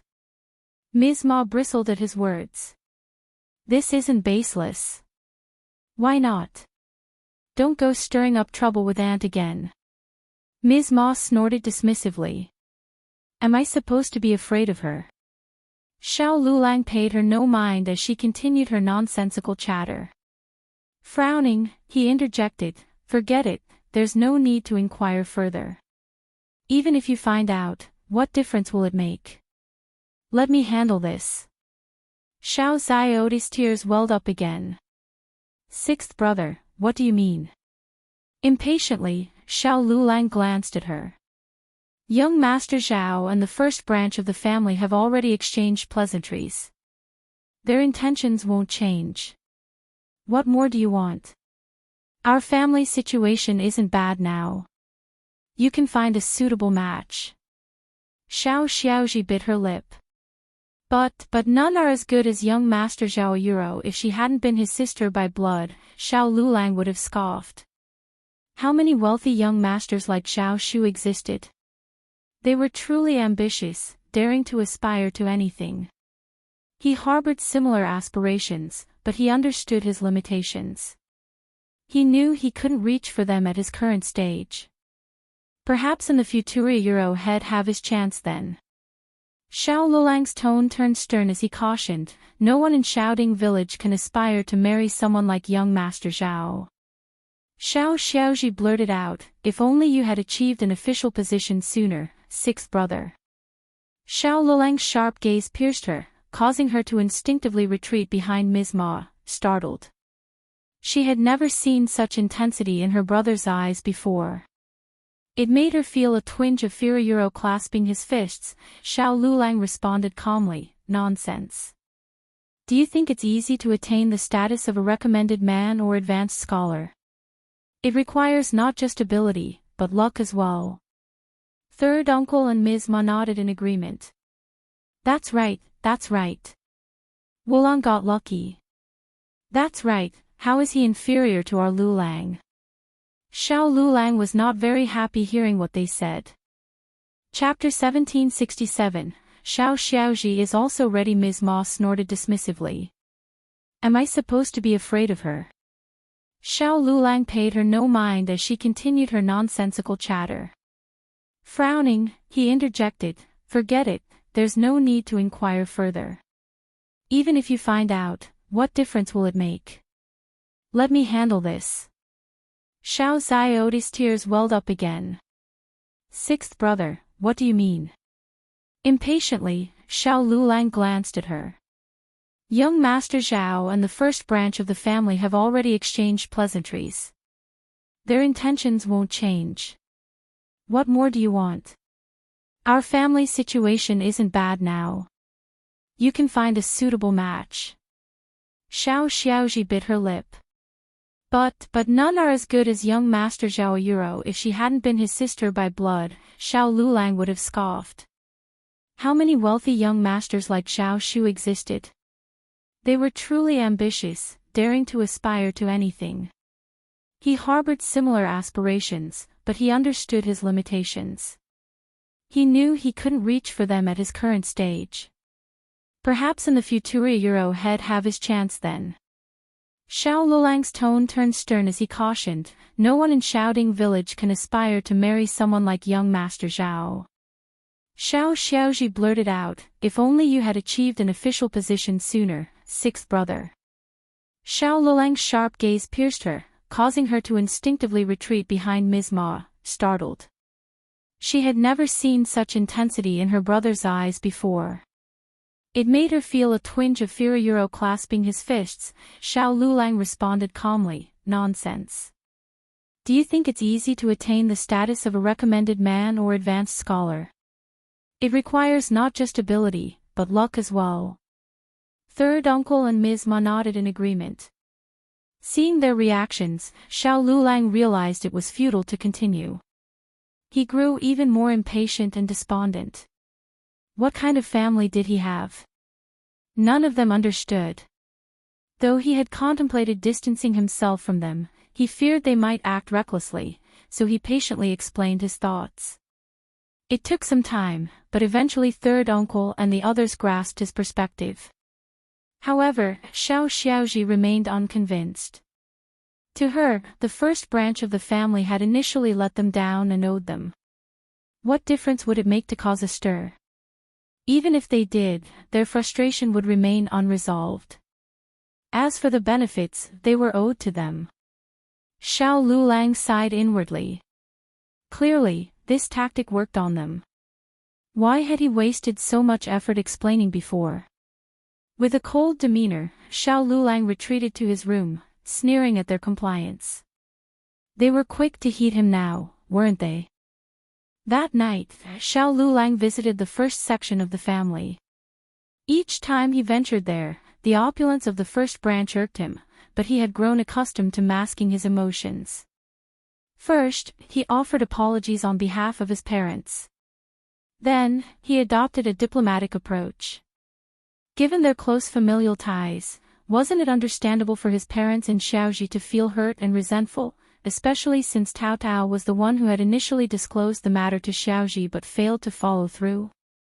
While it might have been acceptable for an unrelated family, within their own kin, such actions emotionally wounded their family, leaving their parents and sisters feeling betrayed. This was the crux of their frustration. This ambiguity led to chaos. The first branch of the family was technically justified, yet morally questionable. Left unresolved, the situation would likely cast Tao Tao and the eldest branch in a negative light, branding them as domineering and oppressive. Chapter 1768. Knowing everything. If he persists in discussing such matters, it could adversely affect 5th Cassini Euro. Upon hearing these words, eldest uncle was overwhelmed with guilt. He grasped Xiao Lulang's hands, apologizing profusely. The members of the senior branch of the family were visibly disgusted. However, Miss Fong remained unfazed and interjected sharply. "Sixth nephew, your scholarly arguments are sound, but alas, Yunduan isn't present to engage in this discourse. He would have appreciated your intellect. As for myself, while I may lack extensive knowledge, I understand the importance of perseverance. It seems your parents were overly ambitious, wouldn't you agree? Did they truly believe they could aspire to a match like young Master Zhao's family? We are but humble villagers with scant land and no servants. One wonders at the audacity of your parents. Did they not foresee the ridicule? It's laughable how they failed to consider the consequences. Did they not consult you beforehand? Surely, you would have dissuaded them. How could they be so naive, yet you remain astute? Hence, there is no cause for resentment on your part. Our acceptance of this proposal was not an attempt to curry favor but a recognition of young Master Zhao's sincerity. He is a commendable individual, and we believe he will treat Tao Tao with kindness. Surely you see the distinction. To reject young Master Zhao outright, regardless of Tao Tao's welfare, would be unjust to both him and our family. Would you not agree?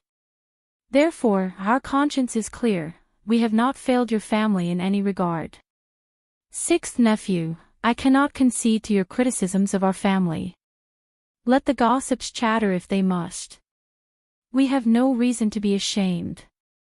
Who dares challenge us? I am prepared to defend our actions. Xiao Sanlang sneered in concurrence. Mother speaks the truth, we have committed no wrong. Who should we fear in speaking our minds? Yes, yes. Very true. Upon hearing Ms. Fang's remarks, the members of the senior branch of the family straightened their postures, exuding confidence. Eldest uncle remained silent, lips pursed, his gaze averted. Xiao Lulang seethed with anger. It was no surprise that his mother, lacking knowledge, couldn't hold her own against elder aunt. Her sharp tongue had laid bare everything. Were it not for his ability to contain his fury, he might have erupted. A euro yet, our families are connected a euro, indeed.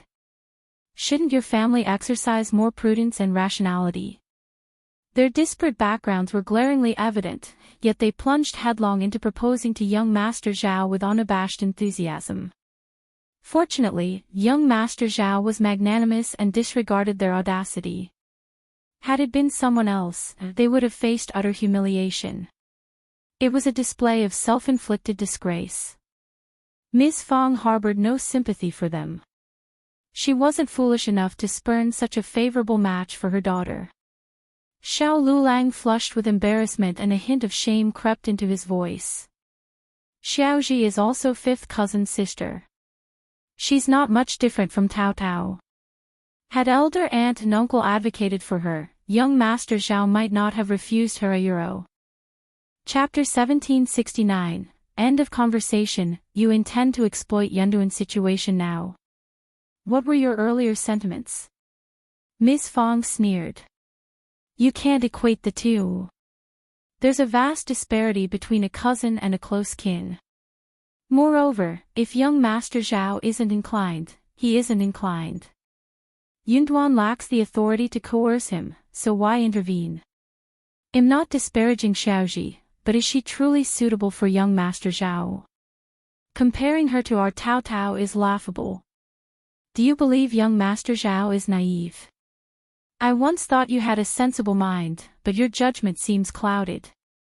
Xiao Lulang felt his temper flare. One day, he vowed silent €1. He collected himself with a deep breath, forcing a smile. Elder aunt, your eloquence surpasses mine. I concede defeat. Let's refrain from discussing this further. I beseech elder aunt and uncle to attend to Xiota's welfare and arrange a suitable marriage for her. Please, fulfill my request. Regardless, Xiao Xiaoji had suffered humiliation due to this affair. Her matrimonial prospects might face hurdles. Naturally, she would marry eventually. It was inconceivable for Xiao family daughters not to wed. Indeed, even the singles of Xiaoding village were sought after. Xiao Lulang aspired for Xiao Xiaoji to wed into a prestigious household. Ms. Fong nodded. Certainly, provided your parents' consent, numerous suitable matches abound. Indeed, it was the reality. Xiao Lulang, €1. If Xiota's betrothal is arranged, elder aunt, ensure she stands proudly. A generous dowry will ensure her esteem in society. Xiao Lulang, fearing misunderstanding, clarified his intentions to Ms. Fong. He extended his hand to request her dowry. Ms. Fong smiled and assented. Fear not, Xiaoji is my niece, and she shall receive her dowry. We can spare a few thousand taels of silver. However, convey to your parents the importance of avoiding further trouble and refraining from spreading rumors. Otherwise, they may find my door shut to them. Though the third branch of the family was somewhat deserving of repercussions, the engagement of Tao Tao and young Master Zhao would subject Xiao Xiaoji to ridicule.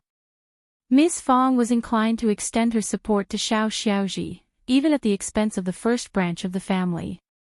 Ms. Fong would feel remorseful if Xiao Xiaoji faced mockery and jeopardized her marriage. For Ms. Fong, it was a matter of karma, and she felt compelled to act. She couldn't simply ignore the negative consequences. Now that prosperity had visited the family, Qiao Xian had generously shared the family's wealth. Ms. Fong could afford to provide Xiao Xiaoji with 1,000 or 2,000 taels of silver, fine jewelry, and quality attire. Xiao Lulang finally achieved a modicum of success with his request, prompting a sigh of relief. Oh, by the way, didn't young Master Zhao mention he was already betrothed? Why the sudden change? Aunt Qing, the emissary from Zhao Shu, clarified that it was a misunderstanding, and his previous family hadn't arranged any marriage for him. He was mistaken. However, even if there were no misunderstanding, he wouldn't marry Xiaoji. With nothing further to add, Xiao Lulang took his leave. Upon learning of the first branch's willingness to provide Xiao Xiaoji with a substantial dowry, third uncle and Madame Ma found some solace. Chapter 1770, Xiao Shu is here. However, the realization that they had missed out on a promising son-in-law like Zhao Shu and the significant financial loss incurred left them feeling that a mere 1,000 taels of silver was akin to tossing a coin to a beggar. Xiao Xiaoji hurriedly sought out Zhao Shu for clarification on the recent events. Upon hearing Xiao Lulang's account, she was momentarily stunned. Third uncle and Ms. Ma were incensed. Their conviction that the first branch of the family had acted deceitfully and capitalized on an opportunity grew stronger. It was evident to them that the first branch must have been aware of the misunderstanding long before but chose to withhold the information, clandestinely orchestrating the union of young Master Zhao and Tao Tao. Had they been informed earlier about young Master Zhao's misunderstanding, they would have undoubtedly contested it. With the basis for rejection eliminated, there was a high likelihood that young Master Zhao would have consented. The more third uncle and Ms. Ma deliberated, the more indignant they became. They were on the verge of storming over to the first branch of the family to confront them. Before they could act on their anger, Zhao Shu arrived the following day. Since their engagement bound them as family, Zhao Shu's outreach to his fiancée A.C.E.'s family was met with tacit acceptance. Zhao Shu was elated yet apprehensive. He specifically requested Aunt Qing's assistance in selecting attire and accessories, meticulously preparing himself before setting out with a plethora of gifts. This time, he could bestow gifts without reservation. A potent tool to win favor. As expected, the arrival of young Master Zhao in the village elicited jubilation from its residents. Even the children were ecstatic, surrounding the carriage as it entered the village, chanting joyfully, "Young Master Zhao is here. Young Master Zhao has arrived." Zhao Shu was well prepared for the occasion. He jovially interacted with the children, instructing Tong's Hun to fetch a large basket brimming with an assortment of treats: melon seeds, peanuts, sesame nougat, sweet osmanthus, sugar, dragon whiskers, mung bean cakes, pastries, and more. He distributed them to the eager children, who gleefully clamored for the snacks. "Easy now, there's plenty for everyone." Zhao Shu chuckled, urging them to visit the first branch of the family. "We've got it all." Upon arriving at the first branch of the family for the first time since the engagement, Zhao Shu adopted a more solemn demeanor. Upon seeing Miss Fang and eldest uncle, he couldn't help but feel a twinge of nervousness. Nonetheless, he bowed respectfully. Miss Fang, however, greeted him warmly, insisting there was no need for such formality. Miss Fang was exceedingly pleased with him, and now that he was her son-in-law, her satisfaction only deepened. She found him exemplary in every aspect and harbored no desire to make things difficult for him. Learning of his family's misfortune and his mother's premature passing only heightened her sympathy towards him. She ushered him inside, assigning Xiao Daolong and Xiao Sanlang to keep him company while Yang Xiaoni and Miss Su attended to the meal preparations. As Tong's Hun and the other gifts were unloaded from the wagon, Miss Fang couldn't contain her joy, though she couldn't help but express concern over the expense. "How much money did this cost? We have an abundance at home, and with so many items, it'll be ages before we use them all. What if they go to waste or get damaged? Please refrain from such extravagance in the future." Zhao Shu reassured her with a chuckle. "It's just some tailored fabric, dry goods, seafood, and everyday necessities. Nothing to fret over." Meanwhile, Tao Tao had discreetly retreated to her modest courtyard. Concerned that she might harbor reservations or sadness about the marriage, the third section of the family intended to offer her solace. Chapter 1771, Talk Alone. Unexpectedly, Tao Tao realized that Zhao Shu wasn't to blame. It was the meddling of the third party that caused the issue. She harbored no ill will towards Zhao Shu and bore no grudge against their impending marriage. If anyone was to blame, it was the interference from the third party. Upon hearing that Zhao Shu was present and that their relationship had shifted, Tao Tao shyly avoided him. Zhao Shu had always been close to the first branch of the family, engaging in lively conversation with Xiao Sanlang. Xiao Daolong, though quieter, still contributed to the harmonious atmosphere. The three of them shared an amicable bond. As they waited, Zhao Shu's gaze wandered, and he politely inquired about Tao Tao, expressing his desire to speak with her. Xiao Daolong hesitated, while Xiao Sanlang, in his typical candid manner, interjected, "Shu, you wish to see Tao Tao? Well, that's not for us to decide. You should ask our mother." Mother, if Shu wishes to speak with Tao Tao, what are your thoughts? Zhao Shu felt a pang of embarrassment at the straightforwardness of his third brother-in-law. Quickly rising to his feet, Zhao Shu addressed Ms. Fang with a smile. Mother-in-law, I simply haven't had the chance to catch up with Tao Tao, and I'd like to have a chat with her. Just Theta Xiao Sanlang chimed in. Mom, Tao Tao and Xiao Shu are engaged, they're family now. It's only natural for them to spend time together. After all, it was the way he and his wife had conducted their relationship.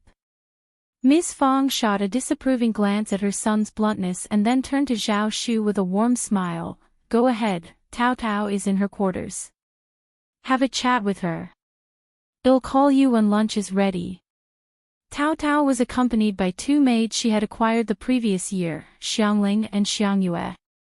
Despite Zhao Shu not being particularly frivolous or rude, their engagement was a positive development, and Ms. Fang saw no reason to intervene. It was her dense son who seemed oblivious to subtlety. Wouldn't he discreetly inform her? His loud outburst risked embarrassing their son-in-law. Concerned for Zhao Shu's feelings, Ms. Fang attempted to console him. Zhao Shu was delighted by Ms. Fang's acquiescence. He felt no embarrassment at all. Agreeing eagerly, he proceeded to engage in conversation with Tao Tao. Tao Tao, caught between embarrassment and happiness, found herself lost in contemplation as she gazed at the blooming peonies in the courtyard. Upon spotting Zhao Shu, her cheeks flushed, and though she instinctively wanted to retreat, the knowledge of their engagement held her back. Yet, she couldn't shake the feeling that meeting like this wasn't ideal, hesitating on whether to depart. Why don't they just leave? Zhao Shu's grin widened upon seeing her, his eyes alight with Tao Tao's presence. Advancing eagerly, he exclaimed, Tao Tao. He. Finally relieved of restraint. His triumphant tone only deepened Tao Tao's blush. She shot him a reproachful glare and averted her gaze. Speak more politely. Of course. I'll be polite. Zhao Shu's happiness remained undiminished. He regarded Tao Tao with a tender smile, as though he would agree with whatever she said. Tao Tao felt even more self-conscious. This man, at least before, there was a veil of discretion. He had restrained himself, allowing only furtive glances. Though his keen observation always caught her, she could pretend not to notice. Chapter 1772. Great, he's floating now. He had been floating. Xiangling and Xiangyue stifled their amusement, exchanging glances before quietly slipping away. Zhao Shu inwardly praised their discretion, noting their keen perception. He resolved to reward them handsomely in the future. Exhaling with relief, he flashed a bright smile at Tao Tao. Though he had a plethora of thoughts swirling in his mind, he found himself at a loss for words, settling for a smile instead. Tao Tao patiently anticipated his words, but as the silence stretched on, she couldn't help but chuckle. Her laughter only fueled Zhao Shu's foolish grin. Tao Tao, we're engaged. Why, you're happy to marry me, right? Tao Tao fought back the urge to laugh out loud. Why was he stating the obvious? Of course, she was willing, they were already engaged. And asking such a question in public, Zhao Shu's heart raced with nervousness and insecurity. Fearing Tao Tao's reluctance, he hastened to reassure her, independent Illinois treat you well, I promise. Fifth brother made me swear. He won't let me off otherwise. Tao Tao's incredulous stare spoke volumes. To prevent further embarrassment, she interjected, is that all you have to say? Her words instantly lifted Zhao Shu's spirits. Oh, no. I have plenty to say, but am not sure where to begin. Let's take our time, hee. It was as if fifth brother would not let him off. It was a matter of great pride for him. Tao Tao, she couldn't let him continue talking alone, or God knew what else he would say. You only have these words.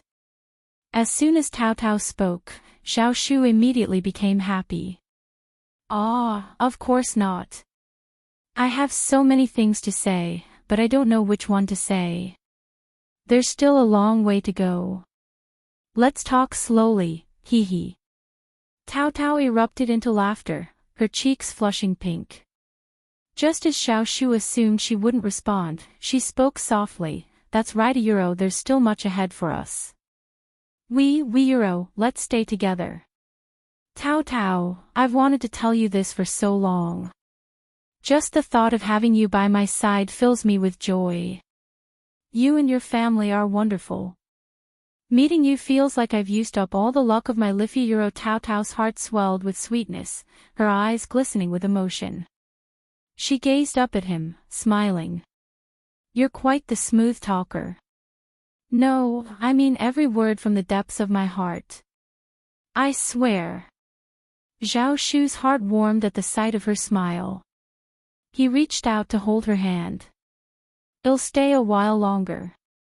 You can't escape me now." Euro. Tao Tao instinctively attempted to pull away, but unable to break free, she relented, allowing him to hold her hand. As she prepared to respond, a shrill female voice pierced the air. "Tao Tao! What do you think you're doing?" Startled, Tao Tao struggled to free her hand from Zhao Shu's grasp. Her hand slipped away like a nimble fish, leaving Zhao Shu feeling regretful. He shot a glare at the newcomer. Xiao Xiaoji, who had slipped in unnoticed, approached eagerly, her eyes alight. "Young Master Zhao." The shyness on Tao Tao's face faded, replaced by a cold gaze as she remained silent. Instinctively, Zhao Shu stepped in front of Tao Tao, eyeing Xiao Xiaoji warily. "Who are you? Do I know you well?"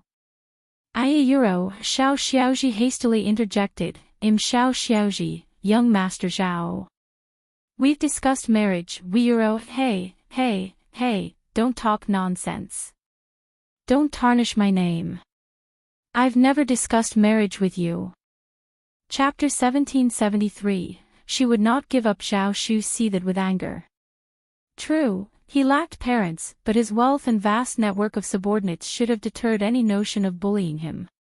What arrogance led these individuals to believe he was an easy target, free for exploitation? Mrs. Liu, the patriarch's wife, and even a rural girl embodied this audacity. Unexpectedly, Xiao Ziota's words ignited Zhao Shu's emotions. "Let her speak," Tao Tao gently intervened, tugging at Zhao Shu's sleeve. Though her tone was soft, it carried an icy edge. "She's here now. She won't relent until she's made her intentions clear." Observing Tao Tao's understanding, Zhao Shu's demeanor softened. No longer rushed, he nodded, conceding, "Very well." Yet, Xiao Ziota's jealousy surged as she witnessed Zhao Shu's compliance with Tao Tao, their closeness stoking her resentment.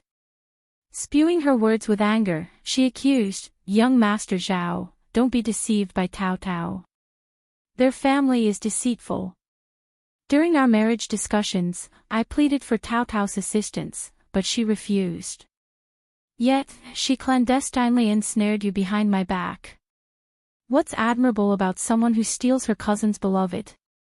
Even elder and orchestrated against us, concealing your family's faults while scheming behind our backs. Young Master Zhao, their cunning knows no bounds. Do not fear fifth cousin. My brother surpasses him in power. He'll ascend to intermediate primus and secure high office. With him, there's nothing to fear." Zhao Shu erupted, "Are you bereft of reason? Fantasies require treatment. Your brother's prowess demands examination. Euro, perhaps a physician can discern your affliction. I reject any notion of discussing marriage with you. My discernment isn't that poor. Numerous suitors seek my hand, yet I've solely considered Tao Tao. From start to finish, she's been the only one I've desired. Since there's been a misunderstanding, allow me to clarify. Our clan has never orchestrated a marriage agreement for me. This was intentional, not an oversight. I mentioned it to dispel any misguided notions. My words were meant to preserve the dignity of my in-laws and Tao Tao. After all, we're kin, aren't we? I hadn't anticipated that my attempt to save face would be misconstrued. Had I known, I would have rebutted your claims outright. Listen closely now. I've never entertained the idea of marriage with your familiar, never. Refrain from tarnishing Tao Tao and my mother-in-law's reputation. Otherwise, I won't hesitate to respond firmly. Xiao Xiaoji appeared thunderstruck. Her eyes widened, complexion paled. She shook her head rigidly. No, that can't be. It's impossibly you treated me kindly, smiled at me, even shielded me from those unruly children. How could you it must be Tao Tao, right? She deliberately lured you away, enticed you. You were interested in me initially. I despise her, loathe her to the core. Chapter 1774. Zhao Shu is extremely depressed. Tao Tao cast a glance at him. Zhao Shu hastily grasped Tao Tao's hand. What's happening, Tao Tao? Please, don't believe this. Why is everything you're saying so incomprehensible? It's absurd. In this village, who do I interact with that doesn't wear a smile or extend kindness? When did I ever appear stern, as if collecting debts? I have no recollection of instructing children to avoid bumping into you. This is all baseless fabrication. Moreover, Tao Tao is an exceptional person. You're unjustly defaming her. It's evident your character lacks integrity. Xiao Xiaoji grew increasingly agitated, her words pouring forth, until Zhao Shu finally pieced together the situation, rendered speechless. So, you've truly misconstrued. Those children were merely playing around with me. I cautioned them to be careful, as one would in a crowd, without singling anyone out, least of all you. Your accusations are unfounded. Zhao Shu felt profoundly disheartened. His demeanor had always been consistent, a smile on his face, engaging in cheerful conversation with others, his kindness genuine and selfless. Yet, he was no pushover, no dispenser of unwarranted mercy. Prior to Xiao Xiaoji, no one had misconceived his intentions. Perplexed, he couldn't fathom why she would leap to such conclusions when nothing had changed. He had remained true to himself. How could he have known? Xiao Xiaoti's understanding was limited, buoyed by her belief in her brother's prowess as an intermediate primus. This confidence emboldened her to entertain any possibility. Then, Zhao Shu entered the picture. Her arrival, demeanor, words, actions, even her lineage, stirred something within her. She believed she could make it happen. Viewing everything through her preconceptions, she naturally veered towards her predetermined narrative. The more she dwelled on it, the more convinced she became. From Zhao Shu's perspective, his conduct was unremarkable, a product of his upbringing. However, in Xiao Xiaoti's eyes, it took on an entirely different hue. Xiao Xiaoji was convinced that their interactions held a special significance, exclusive to her. She firmly believed she was unique. Why else would a wealthy young man like him extend such gentleness and smiles toward her? In the days before the Xiao family's ascent to affluence, when Zhao Shu was still the scion of a rural landlord, he wouldn't have spared them a glance. Yet, Zhao Shu's flustered and exasperated explanation dealt a devastating blow to Xiao Xiaoji. Her heart felt as though it had been dealt a heavy blow, her complexion paling further as her inner world crumbled. I refuse to accept it, I refuse, she cried, vehemently shaking her head. You weren't like this before. I didn't misinterpret. Tao Tao must have ensnared you. Her honeyed words beguiled you into this state. You weren't like this before, you weren't. Zhao Shu choked on his words. You ought to have your brother find you a competent physician. You need a thorough examination of your faculties. I may not know what afflicts me, but you seem quite certain. Preposterous. You're unhinged. Fury ignited within Zhao Shu. Suddenly, Mrs. Liu didn't seem so vexing anymore. At least Mrs. Liu wasn't deranged. This individual, however, was truly unhinged. Even Cao Cao was taken aback. She had anticipated that a direct conversation between Xiao Xiaozhi and Zhao Shu would clarify matters. Yet, she hadn't anticipated such entrenched stubbornness. Regardless of the evidence presented, Xiao Xiaozhi remained steadfast in her delusions.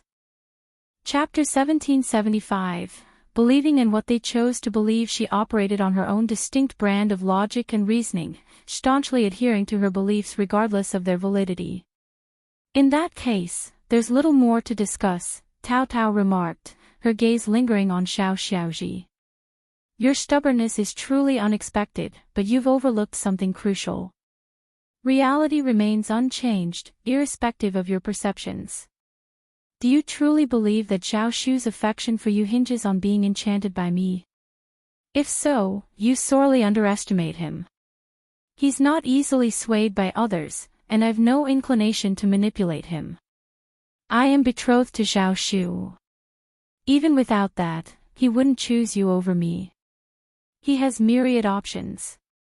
Who do you think you compare to? You've had your say today. It's up to you to reflect. Should you persist in your obstinacy, no one can sway you. Ultimately, you've brought this upon yourself. Initially hesitant to speak so bluntly, Cao Cao had underestimated Xiao Zioda's resolve, or rather, she hadn't comprehended the depth of her stubbornness in this matter. Despite the clarity provided, Xiao Xiaozhi remained entrenched in her beliefs. Xiao Xiaozhi could endure whatever Zhao Shu articulated, she would remain unconvinced regardless. Instead, she maintained that Zhao Shu had succumbed to Cao Cao's influence. However, Cao Cao's words were intolerable to Xiao Xiaozhi. Enough. Xiao Zioda's resentful glare bore into Cao Cao as she erupted. Why did you steal young Master Zhao from me?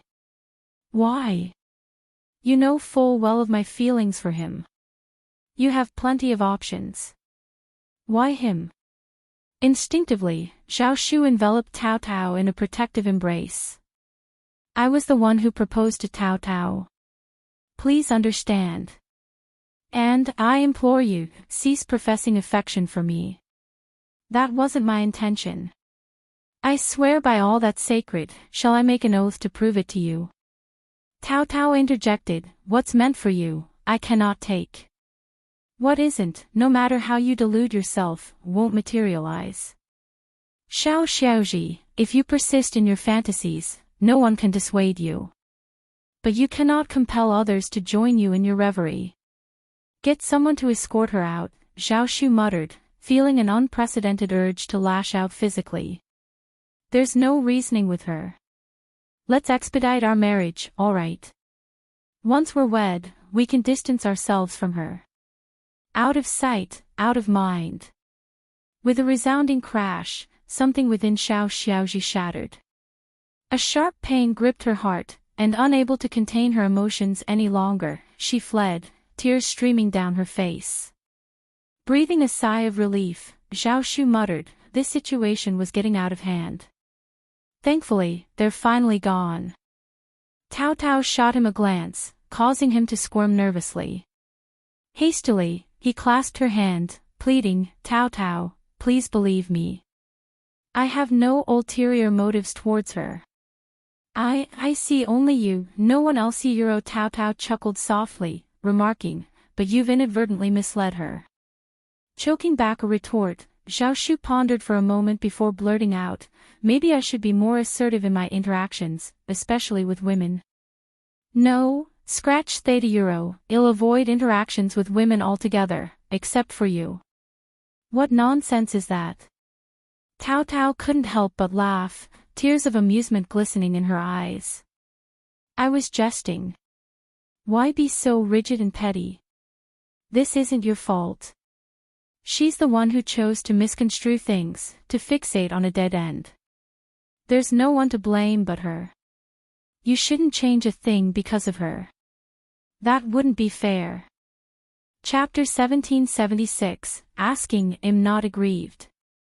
Since you've said so, what do I have to feel aggrieved about? Zhao Shu smiled brightly again. He was so easily happy. The awkward and stiff atmosphere between the two of them disappeared, and they became closer. The two of them conversed at length, and Cao Cao eventually smiled and sighed. Let's step out. Xiao Xiaoji paid a visit. I fear my third uncle and third aunt-in-law might stir up trouble again. We should confer with mother, brother, and sister-in-law beforehand, just so they're aware of the potential repercussions should third uncle and third aunt-in-law show up. Absolutely, it's wise to be proactive. Zhao Shu nodded earnestly before lowering his voice. I'm deeply sorry for causing such turmoil. No. Cao Cao shook her head. You're not to blame. It's inconsequential. We needn't dwell on it. Zhao Shu chuckled. Fair point. As they approached the main room, Ms. Fong emerged, questioning, why did I hear Ji crying outside? When did she arrive? Did she seek you out? What transpired? Now was the time to set the record straight. Cao Cao recounted the entire encounter in meticulous detail, while Zhao Shu seized every opportunity to reaffirm his stance and intentions. Listening intently, Ms. Fong oscillated between annoyance and amusement. However, mindful of Zhao Shu's presence, she refrained from commenting further, instead offering a placating smile. That family is notorious for their penchant for discord, always finding fault in trifles. I understand now. You needn't worry, nor take them seriously. Cao Cao smiled graciously. Of course, I'll heed your advice. I knew I could rely on you. With a chuckle, Ms. Fong suggested, feel free to relax in the room or venture into the back garden to gather some seasonal fruits.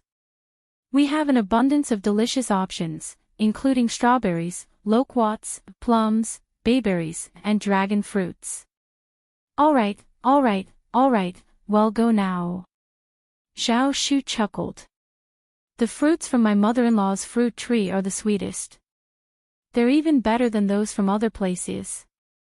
Ms. Fong was also amused. Pick more and eat more. Okay. Observing the departure of Zhao Shu and Cao Cao alongside the maidservant, Ms. Fang's lips curled into a sneer. Summoning Ms. Su and Yang Xiaoni, she gathered Chunyu and the other maids before marching straight to the third section of the family. Aware of the situation, she couldn't afford to remain idle at home, awaiting the arrival of Ms. Ma and third uncle. Thankfully, Zhao Shu possessed a magnanimous spirit and genuinely cherished Cao Cao.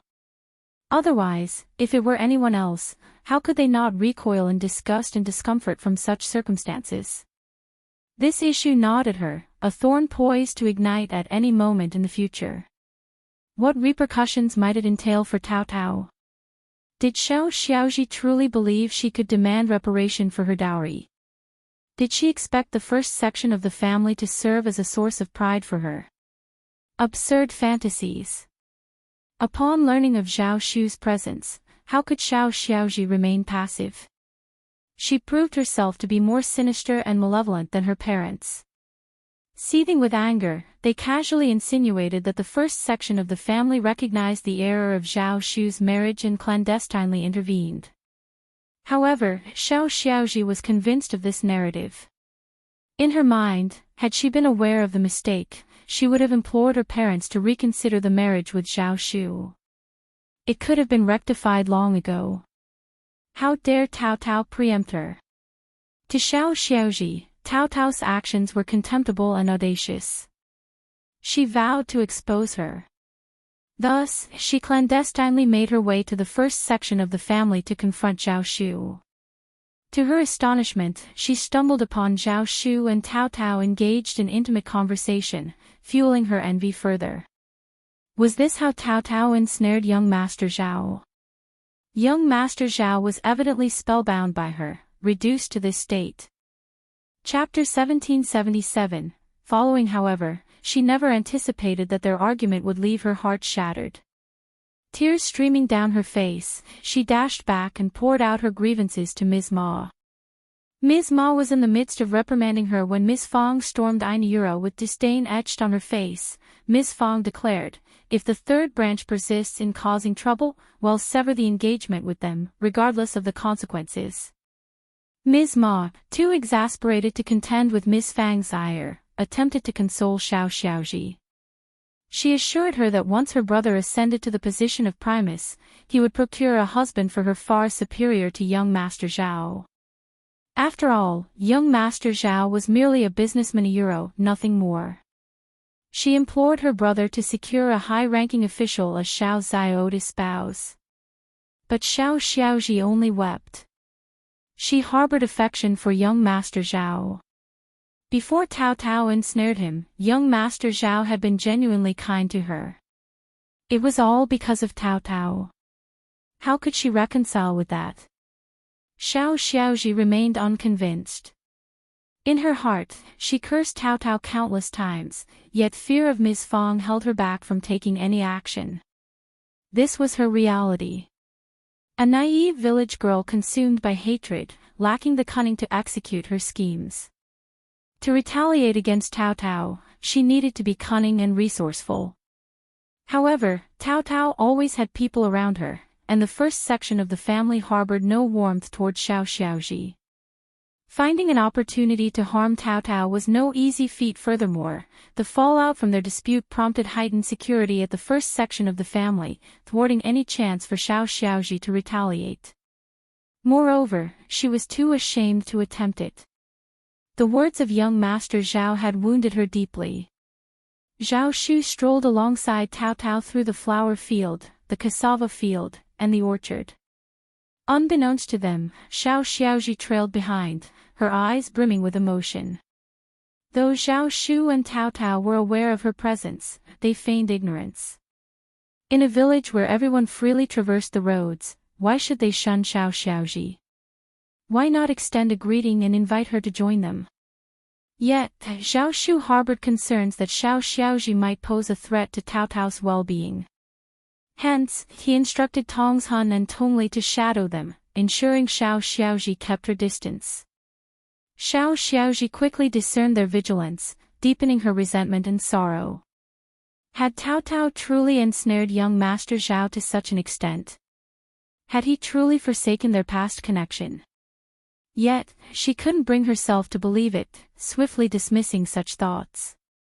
Word of Xiao Xiaoda's clandestine pursuit spread throughout the village, spawning unsavory rumors.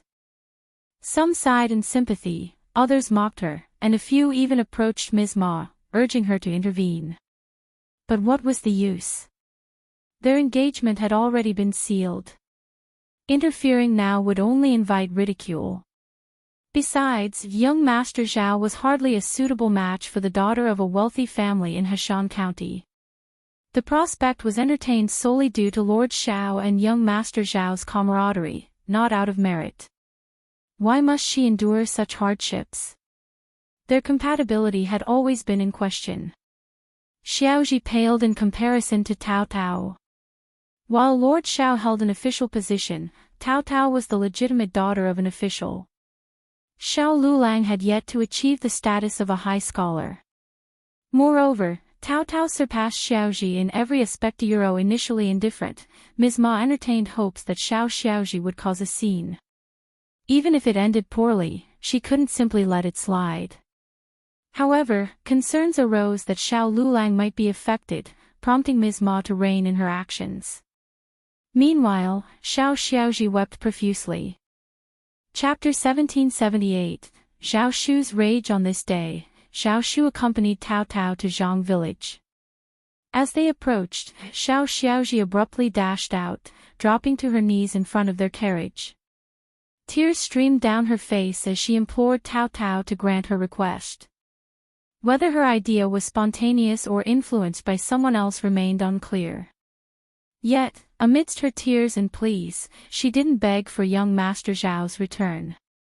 Instead, she beseeched Tao Tao to accept her as a concubine. Her declaration left everyone stunned. Tao Tao, Zhao Shu, Aunt Qing, Xiangling, Tongs Han, and the onlookers from the village were all rendered speechless. Unable to contain himself, Zhao Shu erupted in anger. Are you quite finished? What of your family? Do you have any regard for them? Do you truly believe I'm one to be trifled with? If I were to truly lose my temper, I could make life very difficult for your kin. Your brother still aspires to the civil service, does he not? Well, if he dares to irk me further, he can forget about it. I'll ensure he never sets foot in the bureaucracy. Upon hearing the news, Ms. Ma and third uncle intended to intervene. However, upon catching wind of Zhao Shu's threats, they hastened to the scene. With a fierce glare, Zhao Shu lashed out at them. You two cowards! Are you too spineless to defend your own honor? Deal with this shameless wretch swiftly, or I'll do it myself. I'll gladly compensate you after I've given him a taste of my whip. Ms. Ma's face darkened as she directed her ire towards Tao Tao. How can you stand by and allow this to happen to your cousin? You're heartless. Silence. Zhao Shu's whip cracked, eliciting a cry of pain from Ms. Ma. Dare to bully Tao Tao in my presence. Do you have a death wish? You came seeking trouble, yet have the gall to accuse others of bullying. Tao Tao intervened, his voice cold. Xiaoji has clearly lost her senses. Keep a close eye on her, third aunt-in-law, and spare yourself the embarrassment. Anyone can see if I've wronged her. If I were truly malicious, you wouldn't even dare speak up. Your words only prove my leniency. Or are you tempting fate with your accusations? Tao Tao's words only fueled Ms. Ma's fury. The villagers had never witnessed Zhao Shu lose his temper before, they had always regarded him as even-tempered. Seeing him now, their hearts raced with an unexplained fear. He was a young master hailing from a wealthy family in Jiangnan. While he could be amiable when pleased, it was foolish to assume he lacked a temper. He possessed both the means and the confidence to assert himself. With his confidence came the power to potentially ruin the Xiao family. Standing Ms. Ma and third uncle, shocked and enraged, found themselves unnerved without cause. Even Xiaoji appeared taken aback. Through clenched teeth, third uncle retorted, "Stop bluffing. Do you think there's no law here?" Zhao Shu smirked. Naturally, I uphold the laws of the great Qin Empire. Care to test me? With a mere utterance, I could ensure your family suffers a fate worse than death, all within the empire's legal bounds. Would you like to try me? Third uncle fell silent, his fear palpable. Deep down, he knew it to be true. Yet, he dared not tempt fate. He wouldn't have dared to provoke even a minor landlord in a neighboring village, let alone someone of Zhao Shu's stature. Aunt Qing cast a glance at the gathered crowd. Nothing to see here. Scatter, scatter. Tongs Hun, quickly, get the carriage ready. Chapter 1779. It worked. Zhao Shu shot third uncle a frigid glare, his voice dripping with disdain. You're overestimating yourself. I've extended courtesy, but you refuse it. I won't bother anymore. Who do you think you are? Your attempts to repulse me are futile. You're unworthy. With that, the carriage departed. Third uncle and his family were seething with rage, their legs trembling, while Xiao Ziota's eyes bulged in disbelief. How could this happen? Young Master Zhao, how could he be so formidable? How could he regard me with such contempt? Xiaoji couldn't quite articulate it, but under Zhao Shu's gaze, she felt an inexplicable sense of inadequacy. It was as if she didn't deserve to stand before him, as if she were an unwelcome presence. Forget discussing marriage or becoming a concubine, at that moment, she couldn't even fathom the idea of thinking about him. Xiaoji sobbed uncontrollably, her hands covering her face in anguish. Ms. Ma, fuming with indignation, forcefully escorted Xiaoji and third uncle away from the scene. Xiao Lulang seethed with rage upon learning of the incident. What a disgrace! Look after Xiaoji. Don't let her leave the house again, he commanded. Ms. Ma and third uncle remained silent, the weight of the humiliation heavy upon them. They exchanged defeated glances, realizing the gravity of the situation. Zhao Shu's intimidating gaze and haughty demeanor had left them truly shaken. It was in that moment that they comprehended. Young Master Zhao belonged to a different sphere altogether. Recalling how they had presumed a level playing field with him, they couldn't help but feel a twinge of fear creeping in. This was the conduct befitting a young master from a wealthy lineage. Where did they find the audacity to treat him with such disrespect before a Xiao Xiaoji was equally shaken. It was only now that she realized the truth in his words. She retreated to her room, consumed by bitter tears. Amidst her sorrow, resentment crept in. Why couldn't her brother have attained a higher position, like an intermediate recommended man or a primus scholar? If it had been him instead of Xiao Yunduan, would everything have unfolded differently? Would she not have felt so unworthy in front of young Master Zhao? It was all her brother's fault for being ineffectual. Tao Tao hadn't anticipated Zhao Shu's intensity this time. Yet, in the blink of an eye, Zhao Shu cast a nervous glance her way, his smile cautious. Tao Tao, I hope I didn't scare you. I'm sorry. I just couldn't contain myself.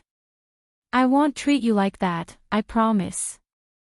I'll heed your words. Tao Tao couldn't help but chuckle, the tension dissipating instantly. No need to apologize.